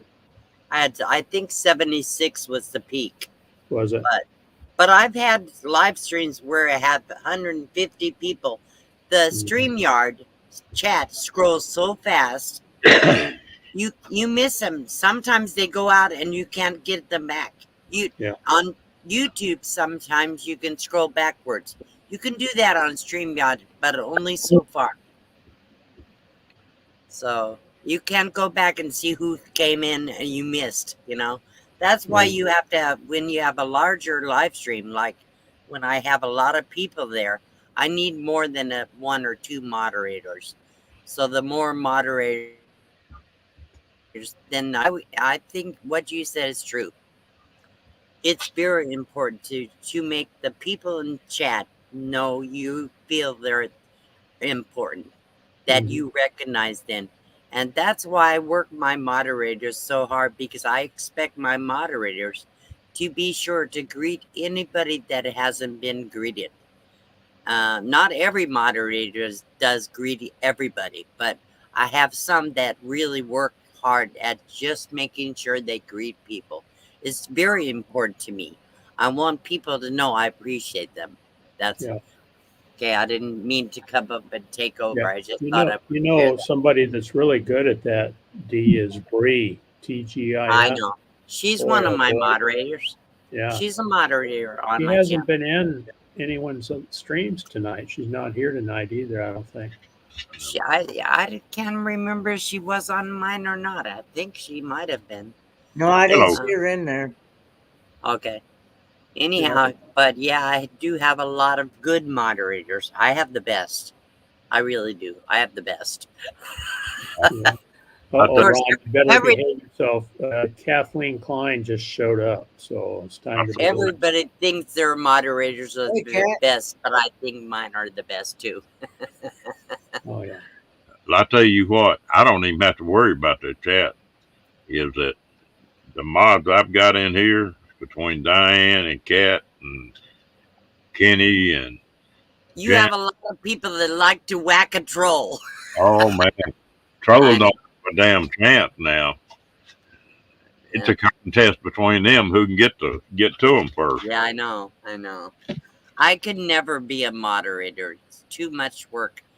And plus, because then if you have ask a moderator to put a link in, especially if they're on a phone, it's hard to get those links. Like, it's different on a computer. It's easier to go into YouTube and just do the search. But on the phone, it's a lot harder. Yeah, I'm usually on my iPad when I'm watching lives, just sitting in the chair, you know. And right now, I went back to the office to the laptop Yeah. to get on. It's a lot easier this way. Your cat, she said, jackhammer those trolls. Yes. Boy, they tough now. I don't. If I see one, I'll start to say that I see it, and they'll be saying he's gone. Yeah, every time I have tried to get a troll, 3 people beat me to it. That's the only time it's bad. If one gets rid of them and then the other one comes in behind them, it can bring them back. So it has to be careful. But Now, what do you guys do, Dee? What do you do when somebody comes in the chat and they type a foreign language? Do you kick them out? Do your mods kick them out, or do you leave them be? not automatically. I ask my moderators to be reasonable. Some people, if there is, we have a lot of Filipino people that type in the chat. Okay. Yeah. And I have people from all over the world, from everywhere, every country. So I don't want these people kicked out just because they don't understand or type the Spanish, English language. Sure. Sometimes their computers only type in their language or whatever. So I want to be careful. What'll happen is, if they sense there's something going on, then put them in timeout. If I have to go back, I'll go and block them. But for the most part, my moderators, I don't get a whole lot of foreign language in the chat. Every now and then, I'm sure I do. But usually somebody is in the chat that speaks that language. You can tell. Yeah. And Yeah, it's a conversation going back and forth. But if yeah, you know, I was moderating for somebody's channel and somebody kept coming in with the same words over and over and over, like they were spamming. Yeah. And I kicked them out. That's even though I didn't understand what they were doing. They just kept coming in over and over again. Yeah. Repeating the same thing. That's a pretty good clue for if you ask me, Steve. If those people that are chatting in the chat don't repeat themselves over and over, okay? Mm-hmm. That's usually is a spammer, okay? So you should talk to some of the moderators. They'll tell you how they recognize those things. Yeah. So, but okay, Janice from Oz says we check their channel. If it's legit, they stay. Right. Okay, that's a good. Yeah, that's what I've been known to do. And Strong says Google Translate works great. That's another thing the mods can do is go and copy their text, put it in the Google Translate and say translate it to English, So Yeah. then you'll know what they're saying. Okay, that's good. Good to know. Other night we had one come in, and I asked Kenny. I said, Kenny, have you checked him and see if he had a website? And Kenny said, yeah. Said he got a website, and about every one of my mods says, oh, we've already checked him. He's all right. Yeah. How They people have do. checked him. The mods are good. I tell you right now, anybody that volunteers that for that job, because they're all volunteers, they don't get paid. That's why I did what I did tonight on my live stream. I told all my mods, and if anybody's here that is a mod that wasn't on my live stream, please send me an email so I can send you a thank you gift, one of the homemade bookmarks that my sister sent. But I'm going to put that in one of my videos also because my moderators are fantastic and I want to thank them. All you can do is tell them thank you. They don't get paid or anything. Right. So Yeah, the first people that came in my first live stream, a lot of them were like Ray from Van Life Rocks. Yeah. I think Kenny, I think I made you a mod. All the ones that are experienced, right. as soon as I saw them come I'm in, not actually a mod in your chat, sir. you're not? Yeah. Well, maybe you better come Well, more often then. No, I'm like not. RB Weekends gets a lot of Filipino people in his chat, okay? Uh-huh. So, and there's a lot of other channels, but Filipino is very similar to Spanish. Really, it's a combination. I should say Tagalog is very similar to Spanish English combination. They do both, so it's a lot easier to recognize. I wouldn't recognize Russian or German or maybe a little bit of French. I speak a little Spanish, very little, but yeah. But I think the best thing is the Google Translate. Yeah, I spent 10 years over there in the Pacific. That's where Oki and I met in Okinawa, Japan, and I traveled all over there. And I spent some time in the Philippines and Korea, South Korea. I've got gnats flying around here. You should have some of that language down pat, being with Oki. Yeah, usually enough to get me into trouble. I'm gonna have to close my camera for a few minutes and mute myself. That I'll be back. Okay. Okay. I'm going to go run and get a glass of water. I'll be back. Alrighty. Well, how's your day been there, Ron? Do what? I I'm didn't know. saying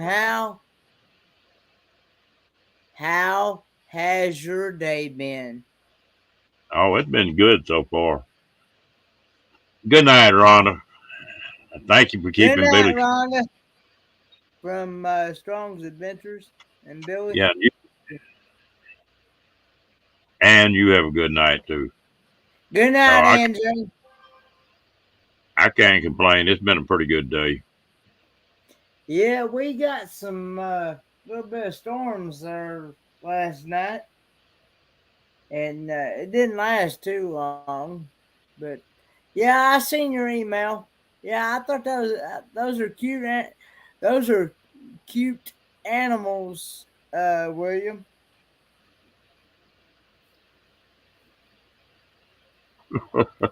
Boy, now that's unusual for you, isn't it, Kat? Yeah, I believe that's unusual.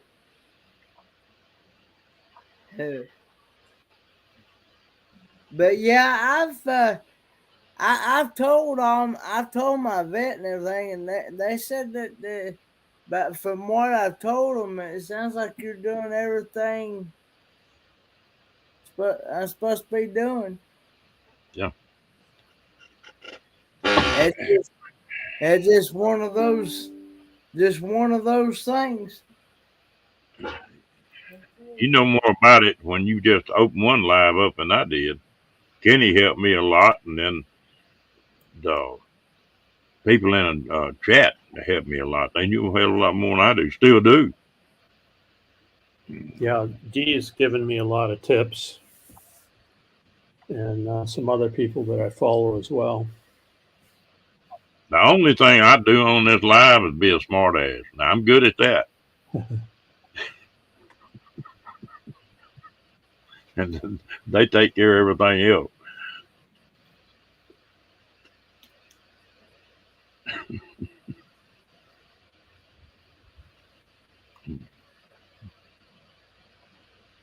Well,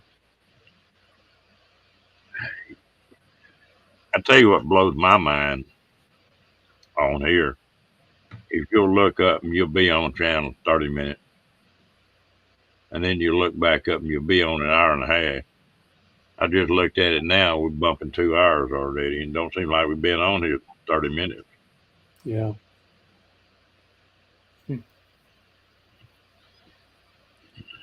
Cat says, we just like telling you what to do, Ron. We're good at it. Oh, I can say yes, dear, real. I'm trained well. Yes, dear, and no, ma'am, and yes, ma'am. I won't mean it, but I'll say it anyway.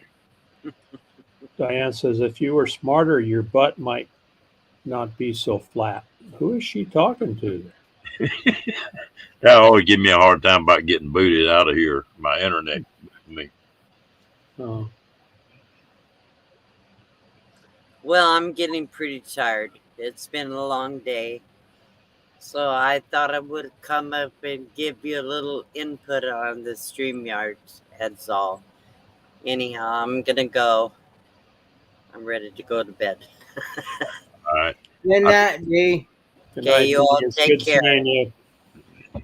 D, I think I need to change the title of my chat into that. I put more women to bed in YouTube than anybody else does. Also, you need to spell Trouble. Trouble. No, I do that on purpose, just to see if anybody catches. All right, that makes sense. If you do it on purpose, it's fine. I'll do it one night and then not do it the next night, and just see if anybody says anything. Yeah, well, guess what? I did. You You know me. I'm so, I say whatever. All right. Listen, I love you all. Good night. Have a good evening. Thanks for having me up. Bye-bye. Good night. What a great lady. She's a great lady. I've been watching Dee ever since that first interview with Bob Wills. And when she was living in a car and making it on like $400 or $500 a month. Yeah. So she come a long way since then. Well, and she's been an inspiration to so many women and other men that are in tough situations, and that's a way out for some people that are in a situation where they have to leave a house or leave, a home somewhere and adapt to the nomad life. Well, I talked to a guy the other day at an RV place, and I just got to visit him with the salesman, and I asked him, I said, who are you selling most of the RVs to now? And he said, I bet I sell half my RVs to people that have been renting, or they've got a mortgage, and they let them get by without paying it for 6 months or 8 months or so, and they're going to have to try to catch that up. And said a bunch of them going to lose their homes because they're out of jobs, they're way behind on everything, and so they're buying these things while they got good credit, and just to have a place to live if something does happen. Oh, okay. That's interesting. Out here in the monument where we live are a lot of campers, a lot of boondockers, and when I drive around, I sometimes stop and talk to them, and it's amazing the number of people I have chatted with that are mobile workers. You know, they do all their work on laptop, and they can do it sitting out in the middle of the desert as long as they have an internet connection. And people really enjoy doing that, having that freedom to do that. You know, this Starlink is going to change that even more to where they've got pretty, you know, once they get it all of it ironed out to where Yeah, you just, that's what I'm using here at my place is Starlink. and that's going to change the whole world on the internet. Yeah, and I got an email last week or the week before that said I could add $25 to my monthly fee, and I could go mobile. Now that'll be the deal. If somebody that does work, you know, Mhm. got a job they can work off the internet. Well, they can be anywhere in the United States. They be sitting on top of a mountain in Colorado. You know. Yeah, the only restriction is you have to be in the same continent. Is the only restriction. Well, you can actually go to Canada and Mexico then. Yeah, sure could. At first, I didn't think you could do that. So that Starlink, is it better? Is it better than like Spectrum or Dish or anything like that? I don't really know. You know what you have. If you have cable type internet, it's usually Yeah. pretty stable and it's pretty fast. I have Spectrum. See, I've been finding out here lately, for some odd reason, a lot of times I'll be right in the middle of watching a video or even a live stream, and it'll be right dead in the middle of it, and it'll just go to buffer like crazy.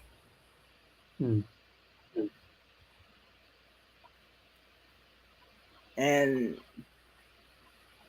I don't understand it, and it drives me crazy because I want to watch the full video all the way through, but if it's buffering, I can't watch the video all the way through. You know what I'm saying? Sure.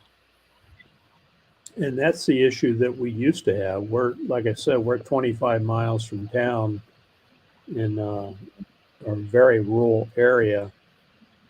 And the internet that we had, the download speed was pretty decent, but the upload speed wasn't very good. And you could only watch one live stream.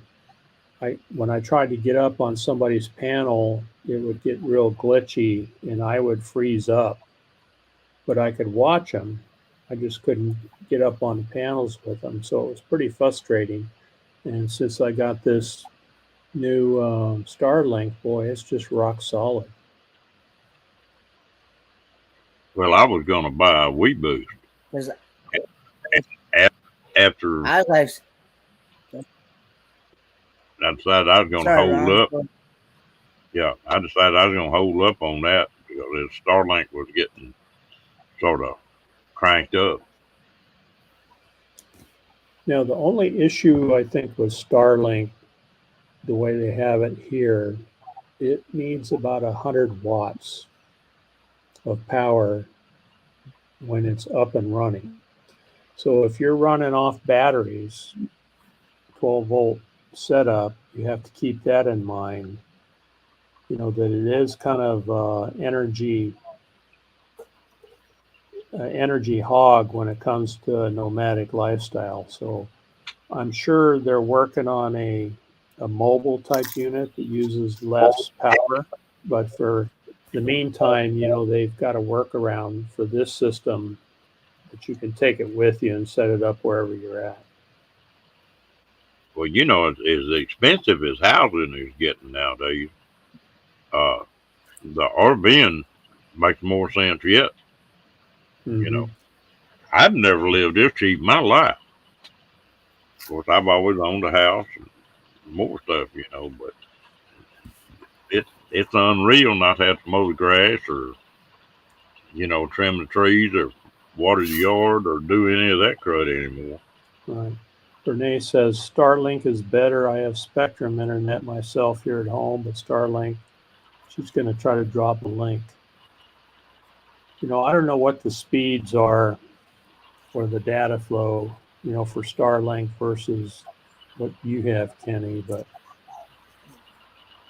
it costs $110 a month is the monthly fee. And then if you want to go mobile, it's an extra $25 a month. So it'd be $135 a month. Yeah. It's about $500 to purchase the equipment. It's Yeah. it's all self-install. Yeah, it's self-install. It's real easy to install yourself. Mhm. And so it's easy enough. But, so you're talking $135 a month, if whatever that compares to what you're paying now.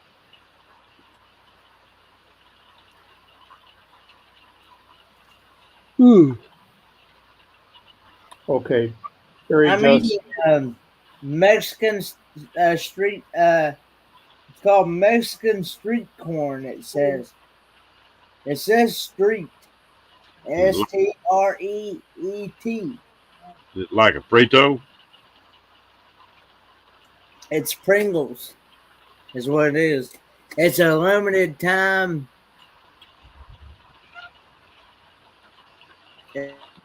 It's a limited time only. Pretty good. Pretty tasty. I was not helping my diet any. When I was in Vietnam, I was a sergeant of guard one night, and we had an old boy. They mobilized one National Guard unit and sent it to Vietnam, and they replaced us. Well, anyway, I was sergeant of guard, and we had a kid there walking guard duty, and I stopped and talked to him. He was just new in country, and he asked me, he said, "Try this," and he handed me a tube of those first Pringles potato chips, and he was the one that developed them, and it's come out of Ohio, Toledo, Ohio, and he gave a bunch of us 4 or 5 containers of them things. I never had seen them before. By the time we got back to the States, well, they were selling them. But he developed that process of doing them. Doing the Pringles. But yeah, Yeah. If Starlink internet is better than Spectrum, I'm willing to invest in it myself.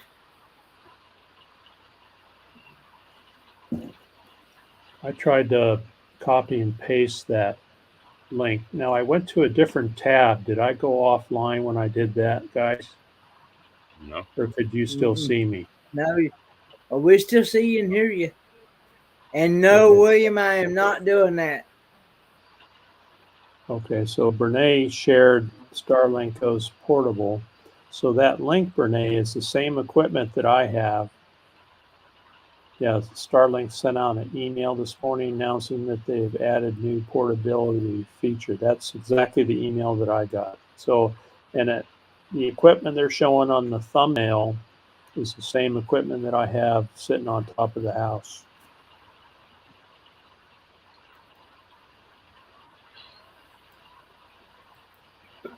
Well, that's the only trouble I can see. How hard is it to move that equipment? It's not really. The router is a little bigger than what you normally see. It's kind of a square router. I don't know if I can turn this around so you could see it, but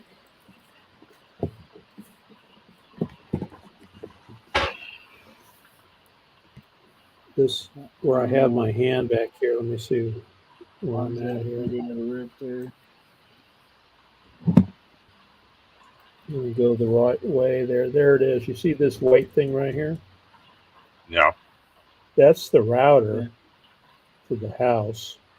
antenna is a square antenna, and they give you a base that sits on a flat surface. Mhm. And so I didn't tie mine down or nail it down to the roof. I just put some blocks on it, some cinder blocks on it, so the wind wouldn't blow it over. And then just snake the cable out through a hole I already had for ham radio stuff, and then up on the roof and set it on the roof there. It's not a whole lot to it, and then I can take it down and move it. You know, if we decide to take off for a while, I'll probably take it with us. Well, that's the way I'm going to wind up with that cab over to do my running in. And then here, you know, on this trailer here. So I'll be, if I take off on a 2 or 3 week trip, well, I'll need to move it. And that's why I was asking. Yeah. Does it Now, go ahead, Kenny. I was gonna say, does the internet does it bother it? Does it interfere with like when it storms or anything like that? That I For, don't like, know. rain or wind? We haven't had a storm since I put it up. You know, I think I put it up on the roof in March, and we haven't had but a couple sprinkles since then. So that's a good question.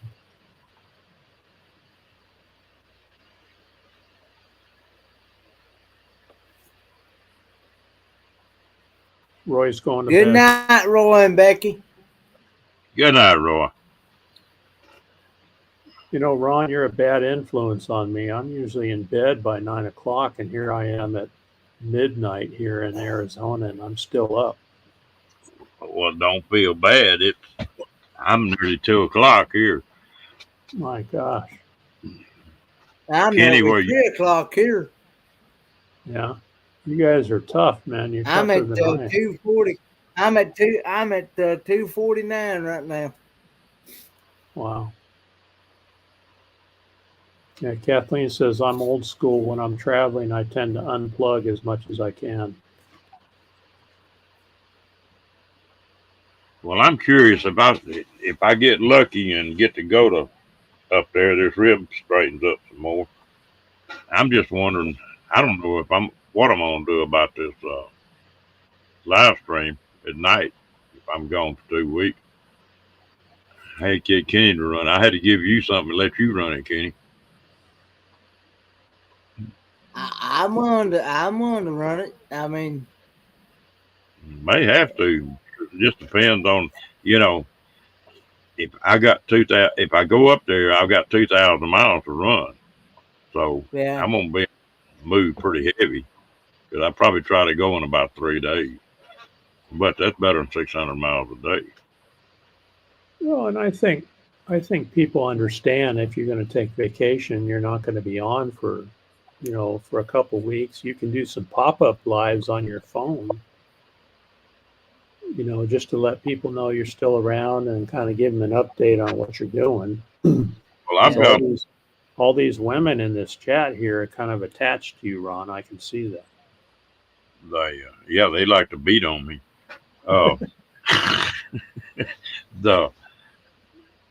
I'll have my hotspot, that Verizon hotspot, and I'll probably I've got a AT&T hotspot that I just charge up on it when I want to. But, yeah. Well, coming back now, I'm going to take it easy coming back, Kat. And I'll run till I get too tired to run. And I don't know about you, but I get up one morning and I might run 300 miles or 400 miles and shut it down.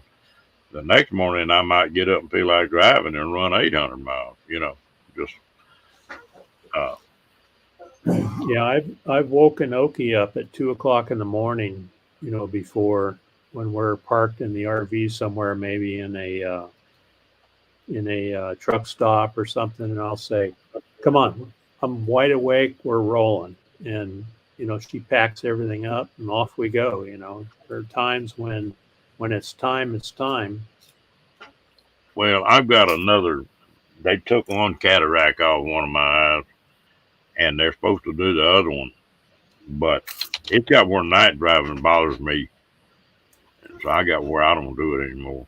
I run daylight, and that's about it. Yeah. Yeah. Lillian says, Ron, you've totally decided to come to Oregon. It's all going to depend on that rib, Lillian. If that rib heals back, well, I'll be all right. But if it doesn't, they're going to have to go in there and do surgery on it. And if they do that, well, I won't make it. I usually run the higher miles per day when I'm heading home, from a trip. I get anxious to get home and I'll run, 400, 500 miles in that RV. But going, I usually just do a couple hundred a day. I had to go to Denver here a while back. That's 900 something miles. And I took a day and a half going up there, and I crawled up in the pickup coming home, and I rolled it all the way into the house, Mm-hmm. But I got up early and drove 90% of it in the daylight. And it just depends on what kind of mood I'm in, and of course it'd just be me and Rocky, and he don't argue with me much on about how far we drive. So Yeah.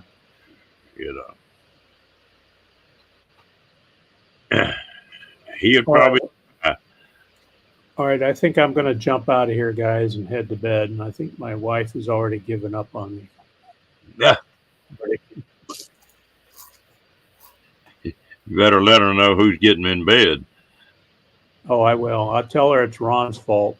I'm late, honey, because it's Ron made me stay up late. Yeah, I'm getting as bad as Ray. It's my fault, huh? Yeah, no kidding. Okay, guys, we'll see you later. Everybody in the chat. Good night, Steve. It's good seeing you, Steve, as always. Right, same here. Same here, Kenny. Thank you, buddy. You have a good one, Steve. All right.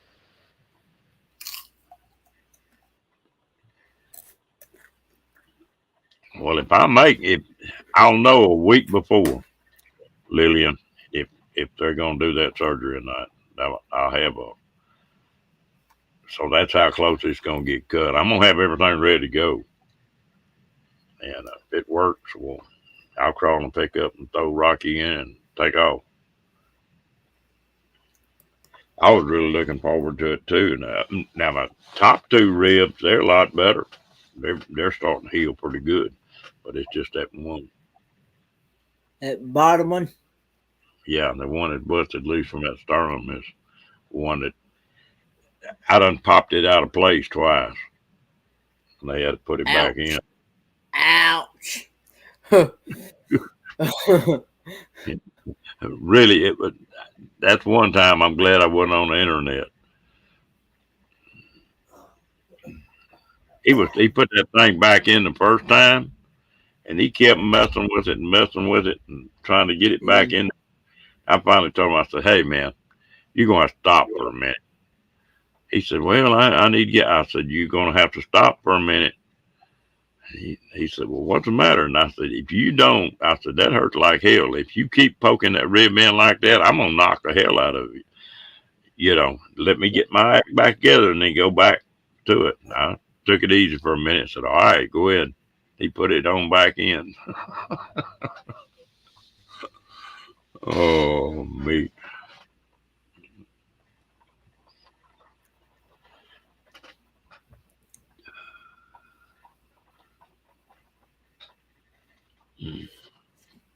Yeah, and that's good. Yeah, y'all shoot me some stuff. But like I said, I'm gonna have everything ready to go. So if it goes good, I can just crawl in, and that'll give me plenty of time to get up there. I got a week. But yeah,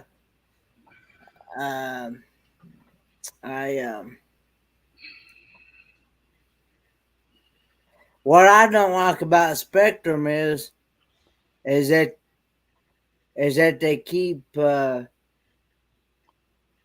adding more, and you tell them time and time again that you don't want certain things, they still keep on and on and on and on until you give in and Yeah, get. they're scared to death of this Starlink. Now I'm tell you what, Verizon and AT&T and T-Mobile, Yeah. they're scared to death of that thing. Now, I was talking about the Spectrum cable TV internet. oh yeah, I know it. Yeah.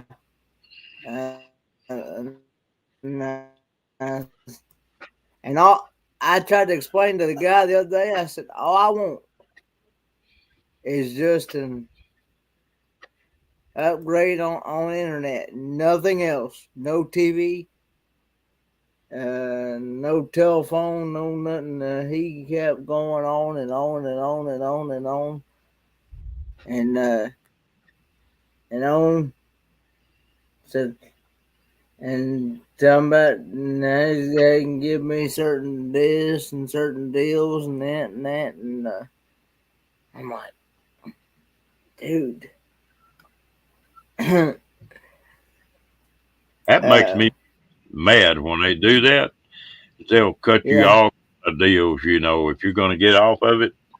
And what I come back with on that said, I've been a good customer and paid my bills. What in the hell? How come you haven't offered me this deal when I was a good customer paying this bill all the time? Now I'm going to get off and you're going to discount it. And that makes me mad or aggravated, or so. But I mean, it's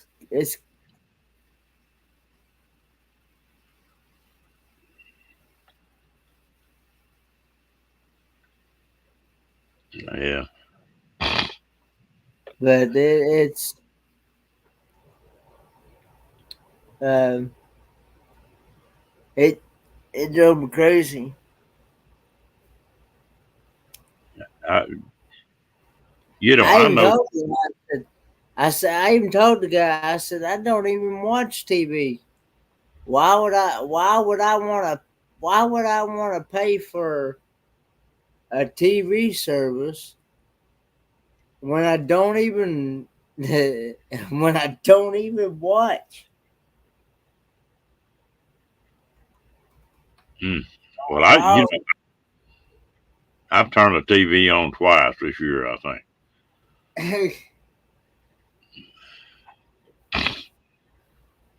And if I want to watch a movie or something, I'll get it on the internet. Just I told the guy, I said, I'm mostly on YouTube. I told the guy, I said, I moderate at least 30, 40 different YouTube channels, and all I need is internet. That's all I need. I don't need no TV. And he still went on. So,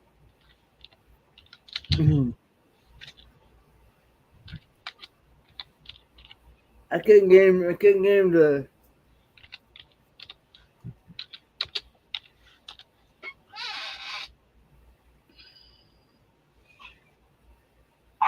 But,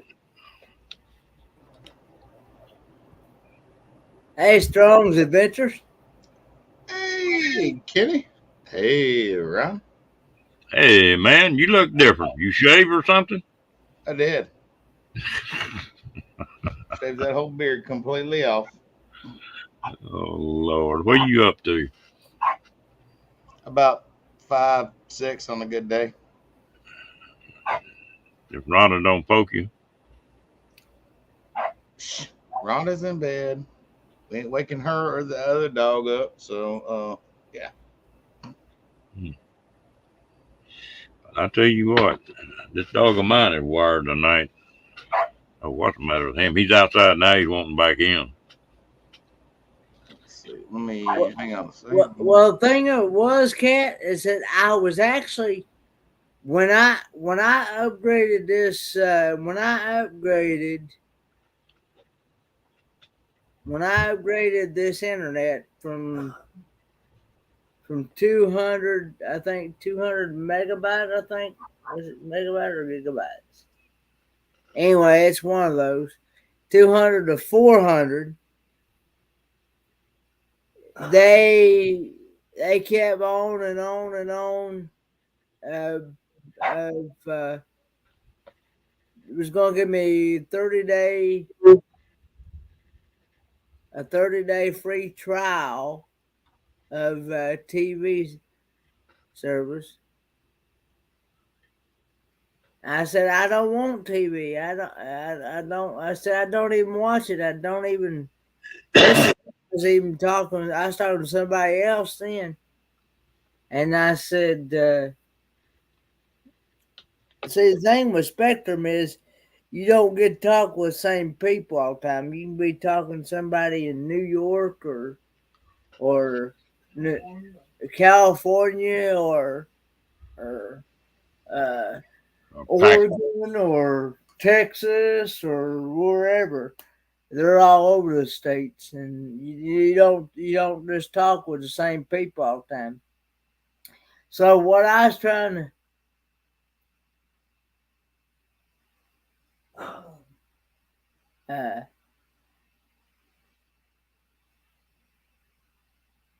so what I was trying to do was I was trying to cancel just the TV service, but keep the upgrade on the internet, because I told them I wanted to keep the upgrade on the internet. Well, I did. Whoop. How come I'm full screen now? So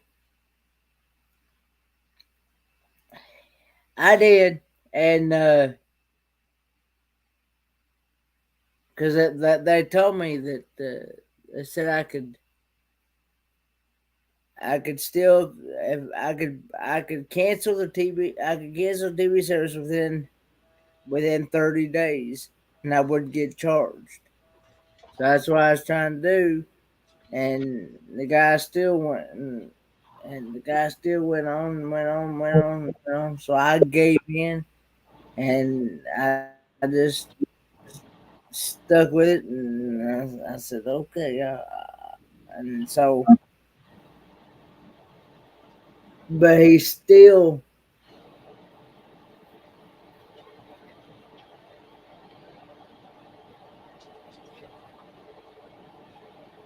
Yeah. Good night, T. I had to let my dog back in. He was out there banging on the door. I ain't lying. That dog will walk up that door and take his paw and just bam, bam, bam, bam, bam, bam, and he won't quit.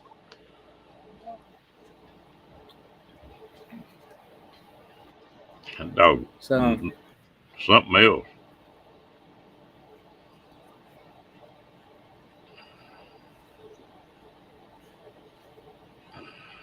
I tell you what, I spent 16 hours one time trying to split a telephone off of one of them packages.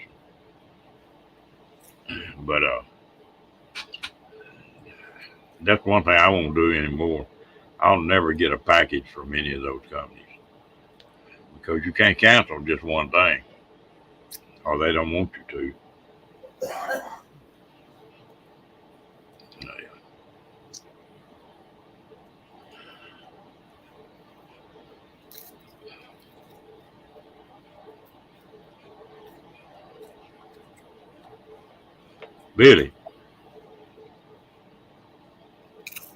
Billy done went to sleep.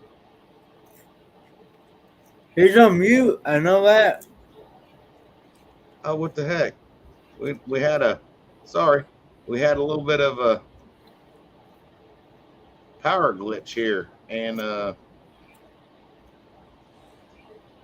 guess it put me on mute. Electricity go off. No, it power glitched. Huh.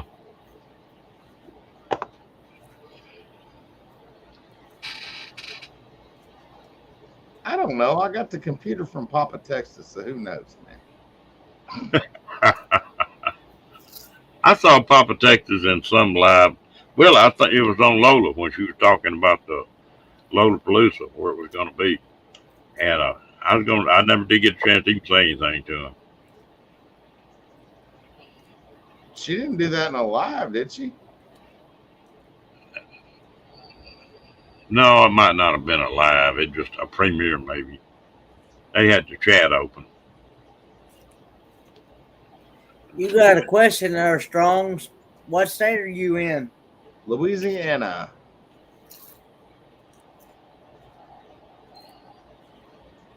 Hopefully for not much longer. So Yeah, he's a coon ass with what do you call it, swamp ass. coon ass and swamp ass. Yeah. Kathleen, yeah, he is a hoot unless you try and cook with him. Because I ain't gonna lie, a 45-minute Mountain Man breakfast in a Dutch oven takes 5 hours to cook. 5 hours to cook? Oh, yes. Papa Texas has a little bit of the... He needs some ADD medicine because he's got some squirrel mentality. Squirrel! Squirrel. It's like, dude, you know, all your coals are burned up, right? You got to start new coals now.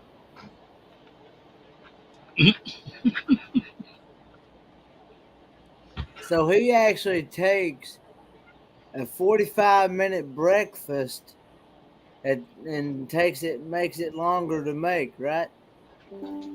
Well, I'm going to tell you this right now, Kenny. Anytime you're cooking and you're trying to film, it takes a little bit longer. It don't take that much longer, though. It does take a little bit longer when you're trying to film, but seriously, it took 5 hours to do a 45-minute cook.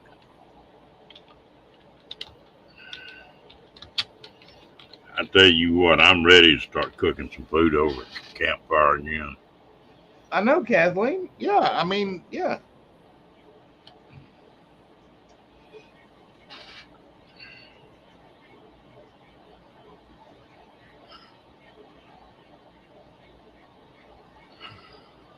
Yeah, if y'all go back and watch Papa Texas Mountain Man Breakfast, it's a maybe a 10-minute video, maybe less. That I sat there for 5 hours. He's a trip. He is. He's all over the place. I mean, he's a really cool dude to hang out with. Papa Texas, you talking about? Yeah. I've seen that name in Van Vita's chats before. He's been in her chats. He's a character. I didn't really get around him much, but just a little I did, you could tell he was wound up like an 8-day clock.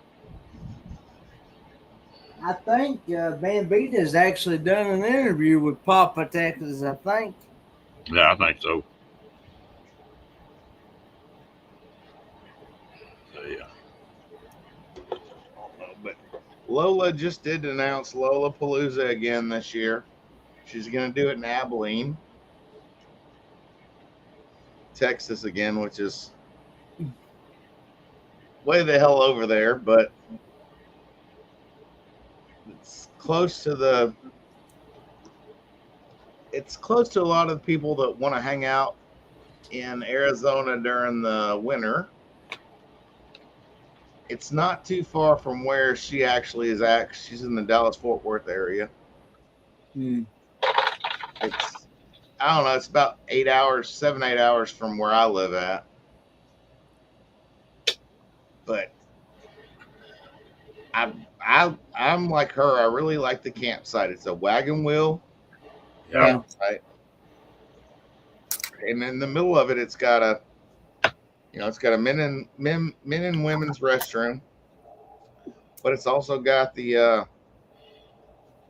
inside blast off area where we can all go sit if it's raining or something, you know. And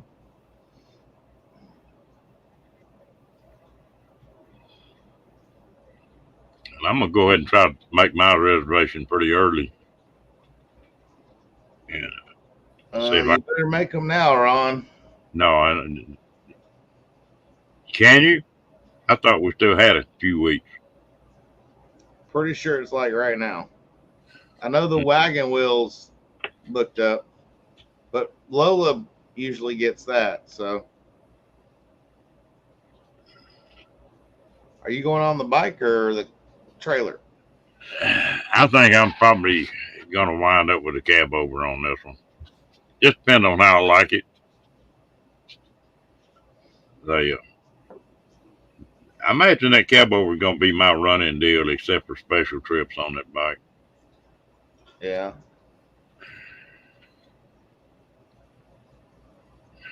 Now, this is not a real fancy cab over, but it does have a bathroom and everything. That's always nice. Yeah, we're not taking the fifth wheel. We'll take the cargo trailer and just stay in that thing. Yeah. Well, if I had it to do over with, just to start, didn't have anything, it'd be about one of them 8.5 by 24 cargo trailer. Yeah. And I'd build up the inside of that, and then I'd go buy me a good cab over camper and not do anything I wanted to do then. Right. Yeah. And you'd know how everything was rigged up. So your maintenance ought to be pretty easy.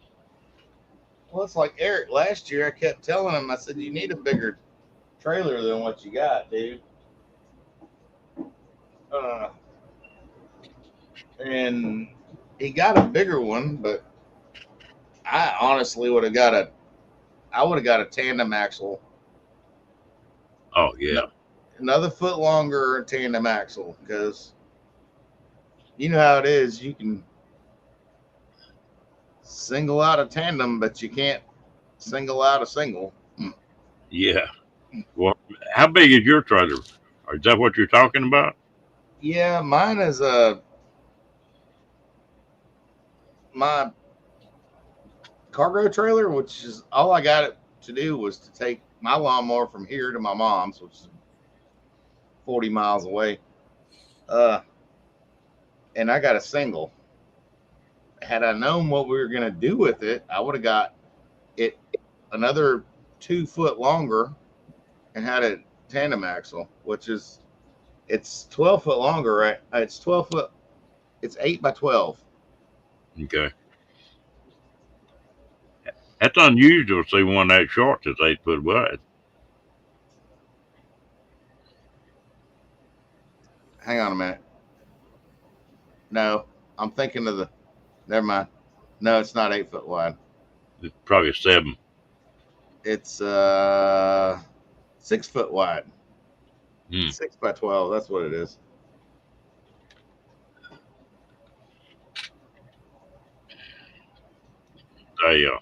Well, that's one thing. I've got a V-nose 14 foot tandem axle, and it works, but it's one of the 7 by 14s, and that other 1.5 foot just makes all the damn difference in the world sideways.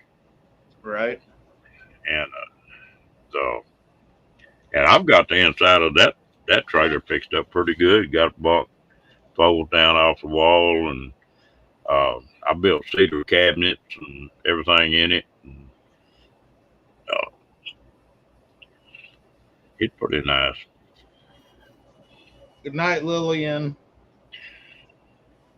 Good night, Lillian. Kenny, you're not being a good host here, dude. Well, I'm letting him talk. I don't want to interrupt the conversation. I don't like cutting people off.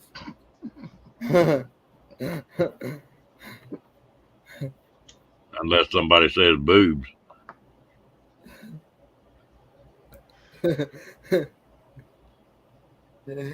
Oh Lord. Kenny, I want some of those.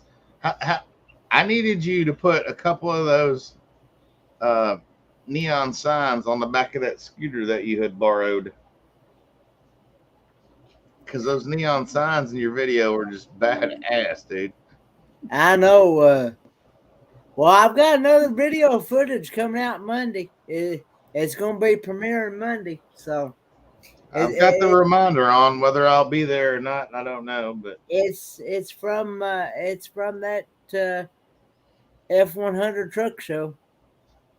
Still, yeah, we'll be up there sometime in August, I think. I know I have one guy. He kept making comments and asking me if that was a yearly event, and I told him that I think so, but I didn't want to say yay or nay because that was my very first time ever being to the event. I told him that he'd probably get a better response out of Joy Bless Life and Storyteller Donnie Wheeler because they're more familiar with the Pigeon Forge Gatlinburg area than I am because they live in that area. All right. Hey, hello, River. Hey, River. Hey, River. I'm still trying to get Janice from Oz to tell us what's the future going to be like because, you know, She's hard-headed.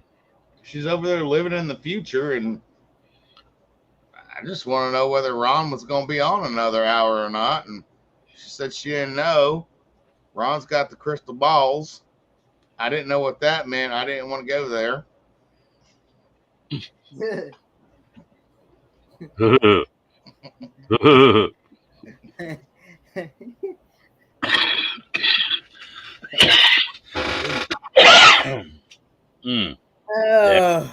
Shut up, Kenny.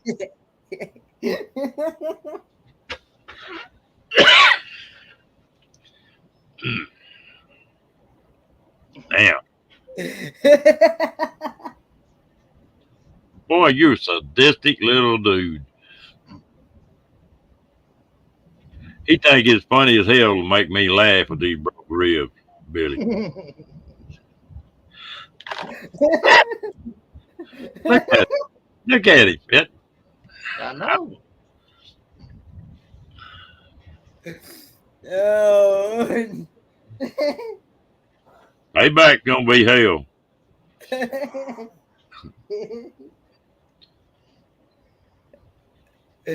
Oh, Lord. Oh. I still wish I could. I wonder if they'd let me on that ship for an hour, and then I could leave. It'd be worth a couple $100 to find a couple of them little old gals, slip $100 a piece, and tell them to hug Kenny up the whole damn time that he was on that ship. Keep him motorboating all the time.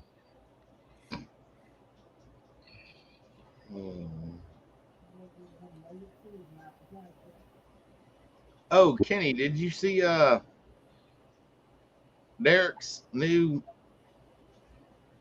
scooter that he got Derek's from Van Life Voyages? Oh yeah. I was in their live. I was in their chat on Friday night when they went live. That's pretty cool. That thing looks like it needs a tank turret on the top of it. You know, shooting some bullets out the top of it or something. I didn't get a good look at it. Something happened and I had to get off there, but does it have tracks on it?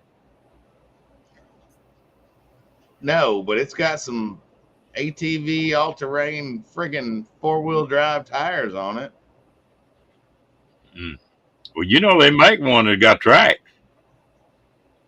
Like a tank. Got rubber tracks on it. I got a buddy of mine that likes to hunt. I don't know what he paid for that thing, but he got one that's electric. He got the tracks on it, man. He can go anywhere on that thing. He'll climb a set of stairs with it. I was gonna say they got one that'll actually climb a set of stairs, but ain't no telling what the hell that cost. That's probably as much as my dually sitting out in the driveway. Yeah, it's lovely to be. Did they get your dealer straightened out, Billy? Which part? When I got the bad fuel, it cost $16,000 to get that truck fixed. Did you get? I paid $500 because it was covered under insurance. So Station didn't pay for it. I that went through my insurance. I paid them $500. I got my truck back 4 months later. I don't know who paid for what. I paid $500 for my truck. So that's Kenny will be protected by be surrounded by his very protective harem. She doesn't stand a chance against them. It's gonna be a fun time on that cruise. Yeah, I know you looking forward to all them boobs and butts.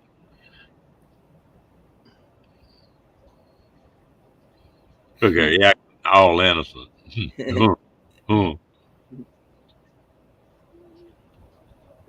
Oh Lord! I tried to give him some advice, Billy.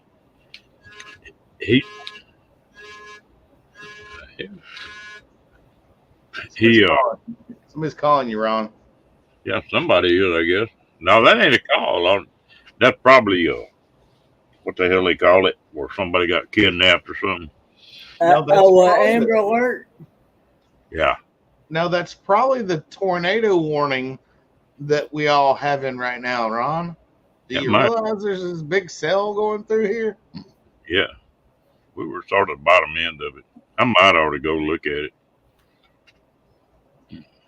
Janice, I got a friend that's in Oz, and he tells me stuff.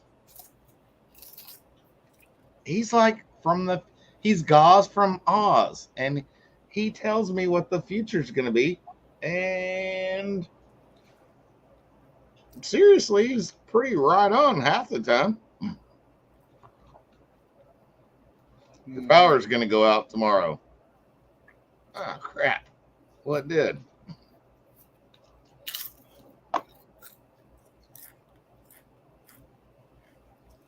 Oh, your power just went out? No, it glitched earlier. That's why my mic went out. I didn't lose the computer, but it shut my mic off too. Yeah.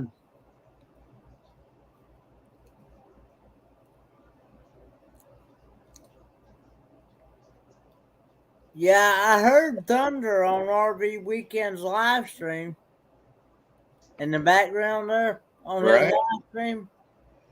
I heard the thunder that he was having.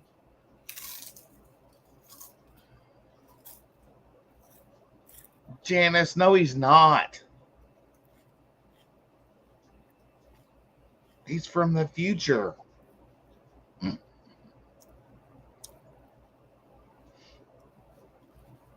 Oh, and Kenny, you didn't see what I typed in there earlier. I'm actually holding a can of Pringles myself too, but Pringles cannot be called potato chips by law. Really? They have to be called potato crisps. Because they're not a chip. They're, instead of being a sliced potato, yeah, they are made out of potato particles. Look, dude, I went down a lot of rabbit holes while I was sitting at home for 6 months during this pandemic. Yeah. And that would have been one of them. Why Pringles cannot be called potato chips. I know you can't just eat one. You cannot. I've got a tube of sour cream and onion sitting right here. Yeah. And Now that I'll have to pass on. what? I'm not a big fan of that stuff. Nope. Even Dad's not a big fan of that either. Did you see what Fairy Dust said to you? Yeah, I seen that. Kenny thought it was my stomach for a minute there. Yeah. Yeah, I know.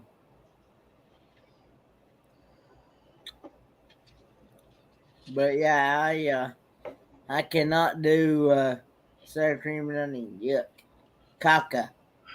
Caca le poo.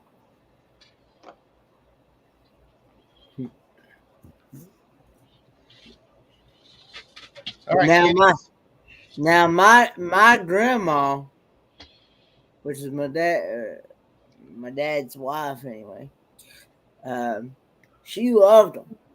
I mean, she loved them things like they's going out of style.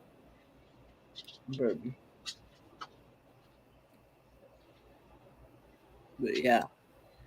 Janice, no, you didn't tell me what are you talking about the drop bears? You don't need outside. Oh, you're not a fan of Pringles, Cat? I like all Pringles except for the sour cream and onion and anything to do with ranch or avocados. I do not want anything to do with that. Ranch or avocados. Ranch? Are you un-American? I don't even do ranch dressing. What is wrong with you? Just never did like it. Never did like the smell of it. Never did like the taste. Ranch is like nectar from the gods, man. You can have my share, is all I can say. I will. I sure as hell will. You can have all the blue cheese that you want then. And that's my dad's thing. I'm not a fan of blue cheese. Ugh. Mm. I'm the like I said the other day, the only salad dressing I will touch is Italian. Is Italian salad dressing, and I will sometimes eat the Caesar salad dressing, but that's far and few between. But I tell you, it's got to be Italian, either Italian balsamic vinaigrette or vinegar and oil are the only dressings that I will eat. Anything else? I'll eat those. Those are good too on a salad, but I like ranch for like you can say goodbye, good riddance. And yeah.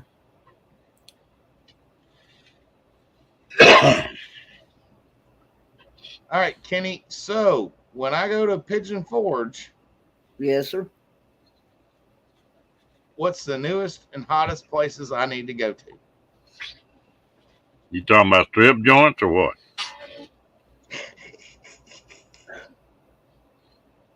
Newest hottest place at Pigeon Forge. I mean, you went to the truck show, but what else is there to do that's new, or what did you go do?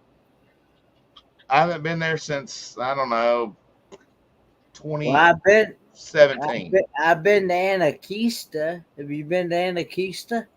What's Anakeesta? That is like another theme park or something like.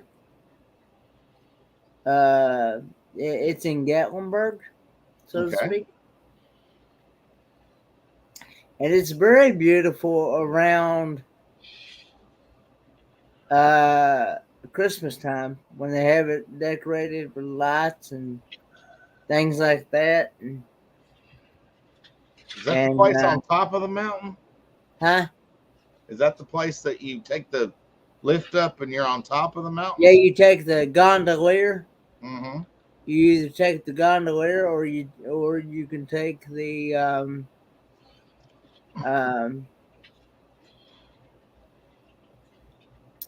the shuttle bus, the trolley, so to speak.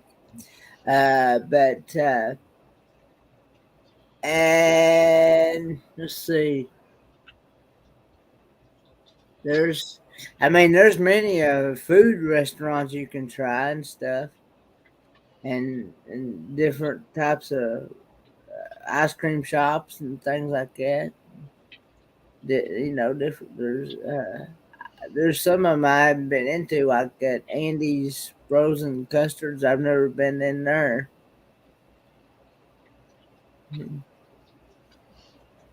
But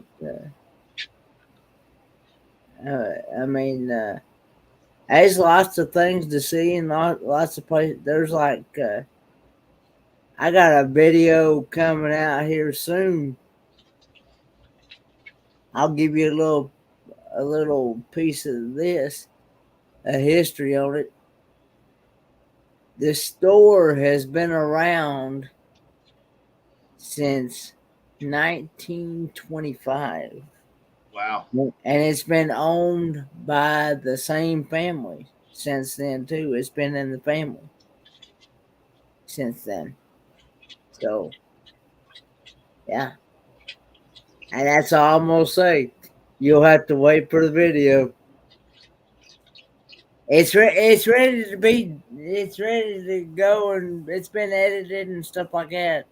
Of course, Joy Bless Life helps me do editing because I don't know anything about editing. I plainly flat out told Joy and some others, I said, you're talking off the wall stuff to me because it's Hey Kenny, do you realize why we ain't had a video out in 2 months? Why is that? I don't know how to edit, and Rhonda is not living here right now. Oh, really? Oh yeah. Yep, she's the editor in chief, and all I do is cook or whatever, and she edits everything. And I don't know how to, and I'm not allowed to touch the editing computer because it's this gigantic ass tower thing that our son built for us. Well, I have. Night, I Kathleen. also have some learning issues too. Hey, Kat, and like you could have a problem with comprehension and remembering what I read and stuff. So, Good night.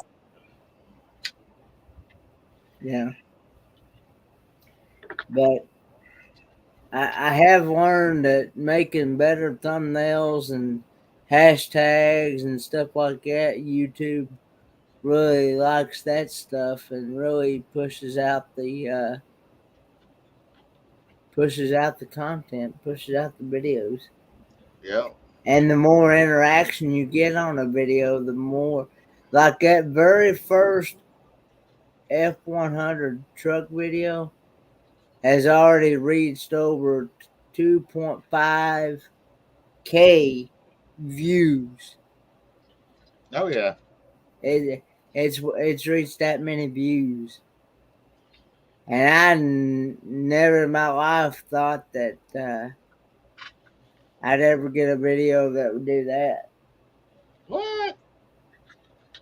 Mm-mm.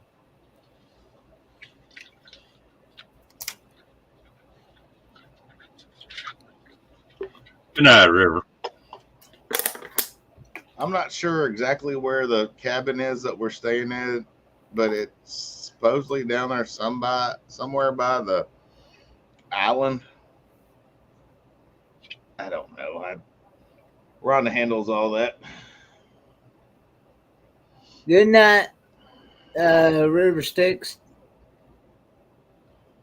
Oh, Oh, okay. okay. River Sticks says he wasn't going to bed. Okay.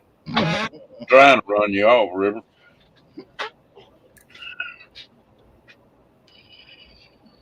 But I'm gonna tell you, it's gonna be about that time here before long.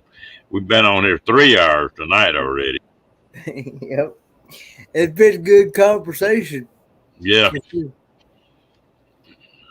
But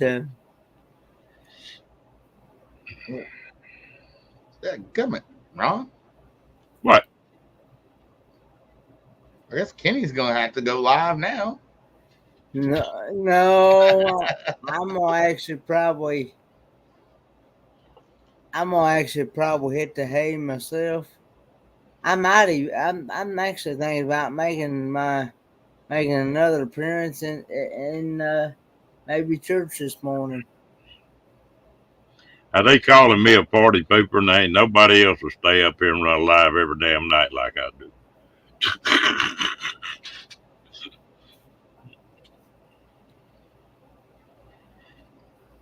That's what I said. I'm gonna have to make you a deal in case I do get to go. Because if I stay gone 2 weeks, they'll lynch me. Didn't open this thing up for 2 weeks. You can't be gone for 2 weeks, dude. You know that, right? Well, that's what I was talking to Kenny about. Might have to make him where he could open it up if I can't get on the internet. Yeah, I'm gonna open it up. Hey, this is Kenny Ford, man. I'm here for Ron. He's half dead. I don't know what happened to him, but I'm hoping to eventually make that Oregon meetup out there one of these days. Yeah, I hope I get to go.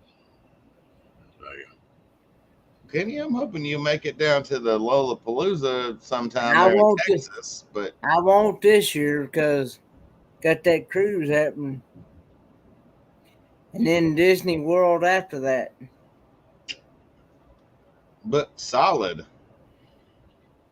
Yeah, as soon as I get off the ship, from what I understand, Lorraine's taking me straight to.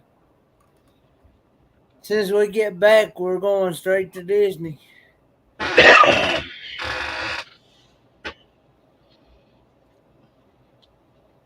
All right, let's do it. Bad as I hate. What'd Janice say? If you feed us with some behind the scenes videos at 022, we will forgive you, Ron. I'd probably be in those videos. Hell no, I'm not going to.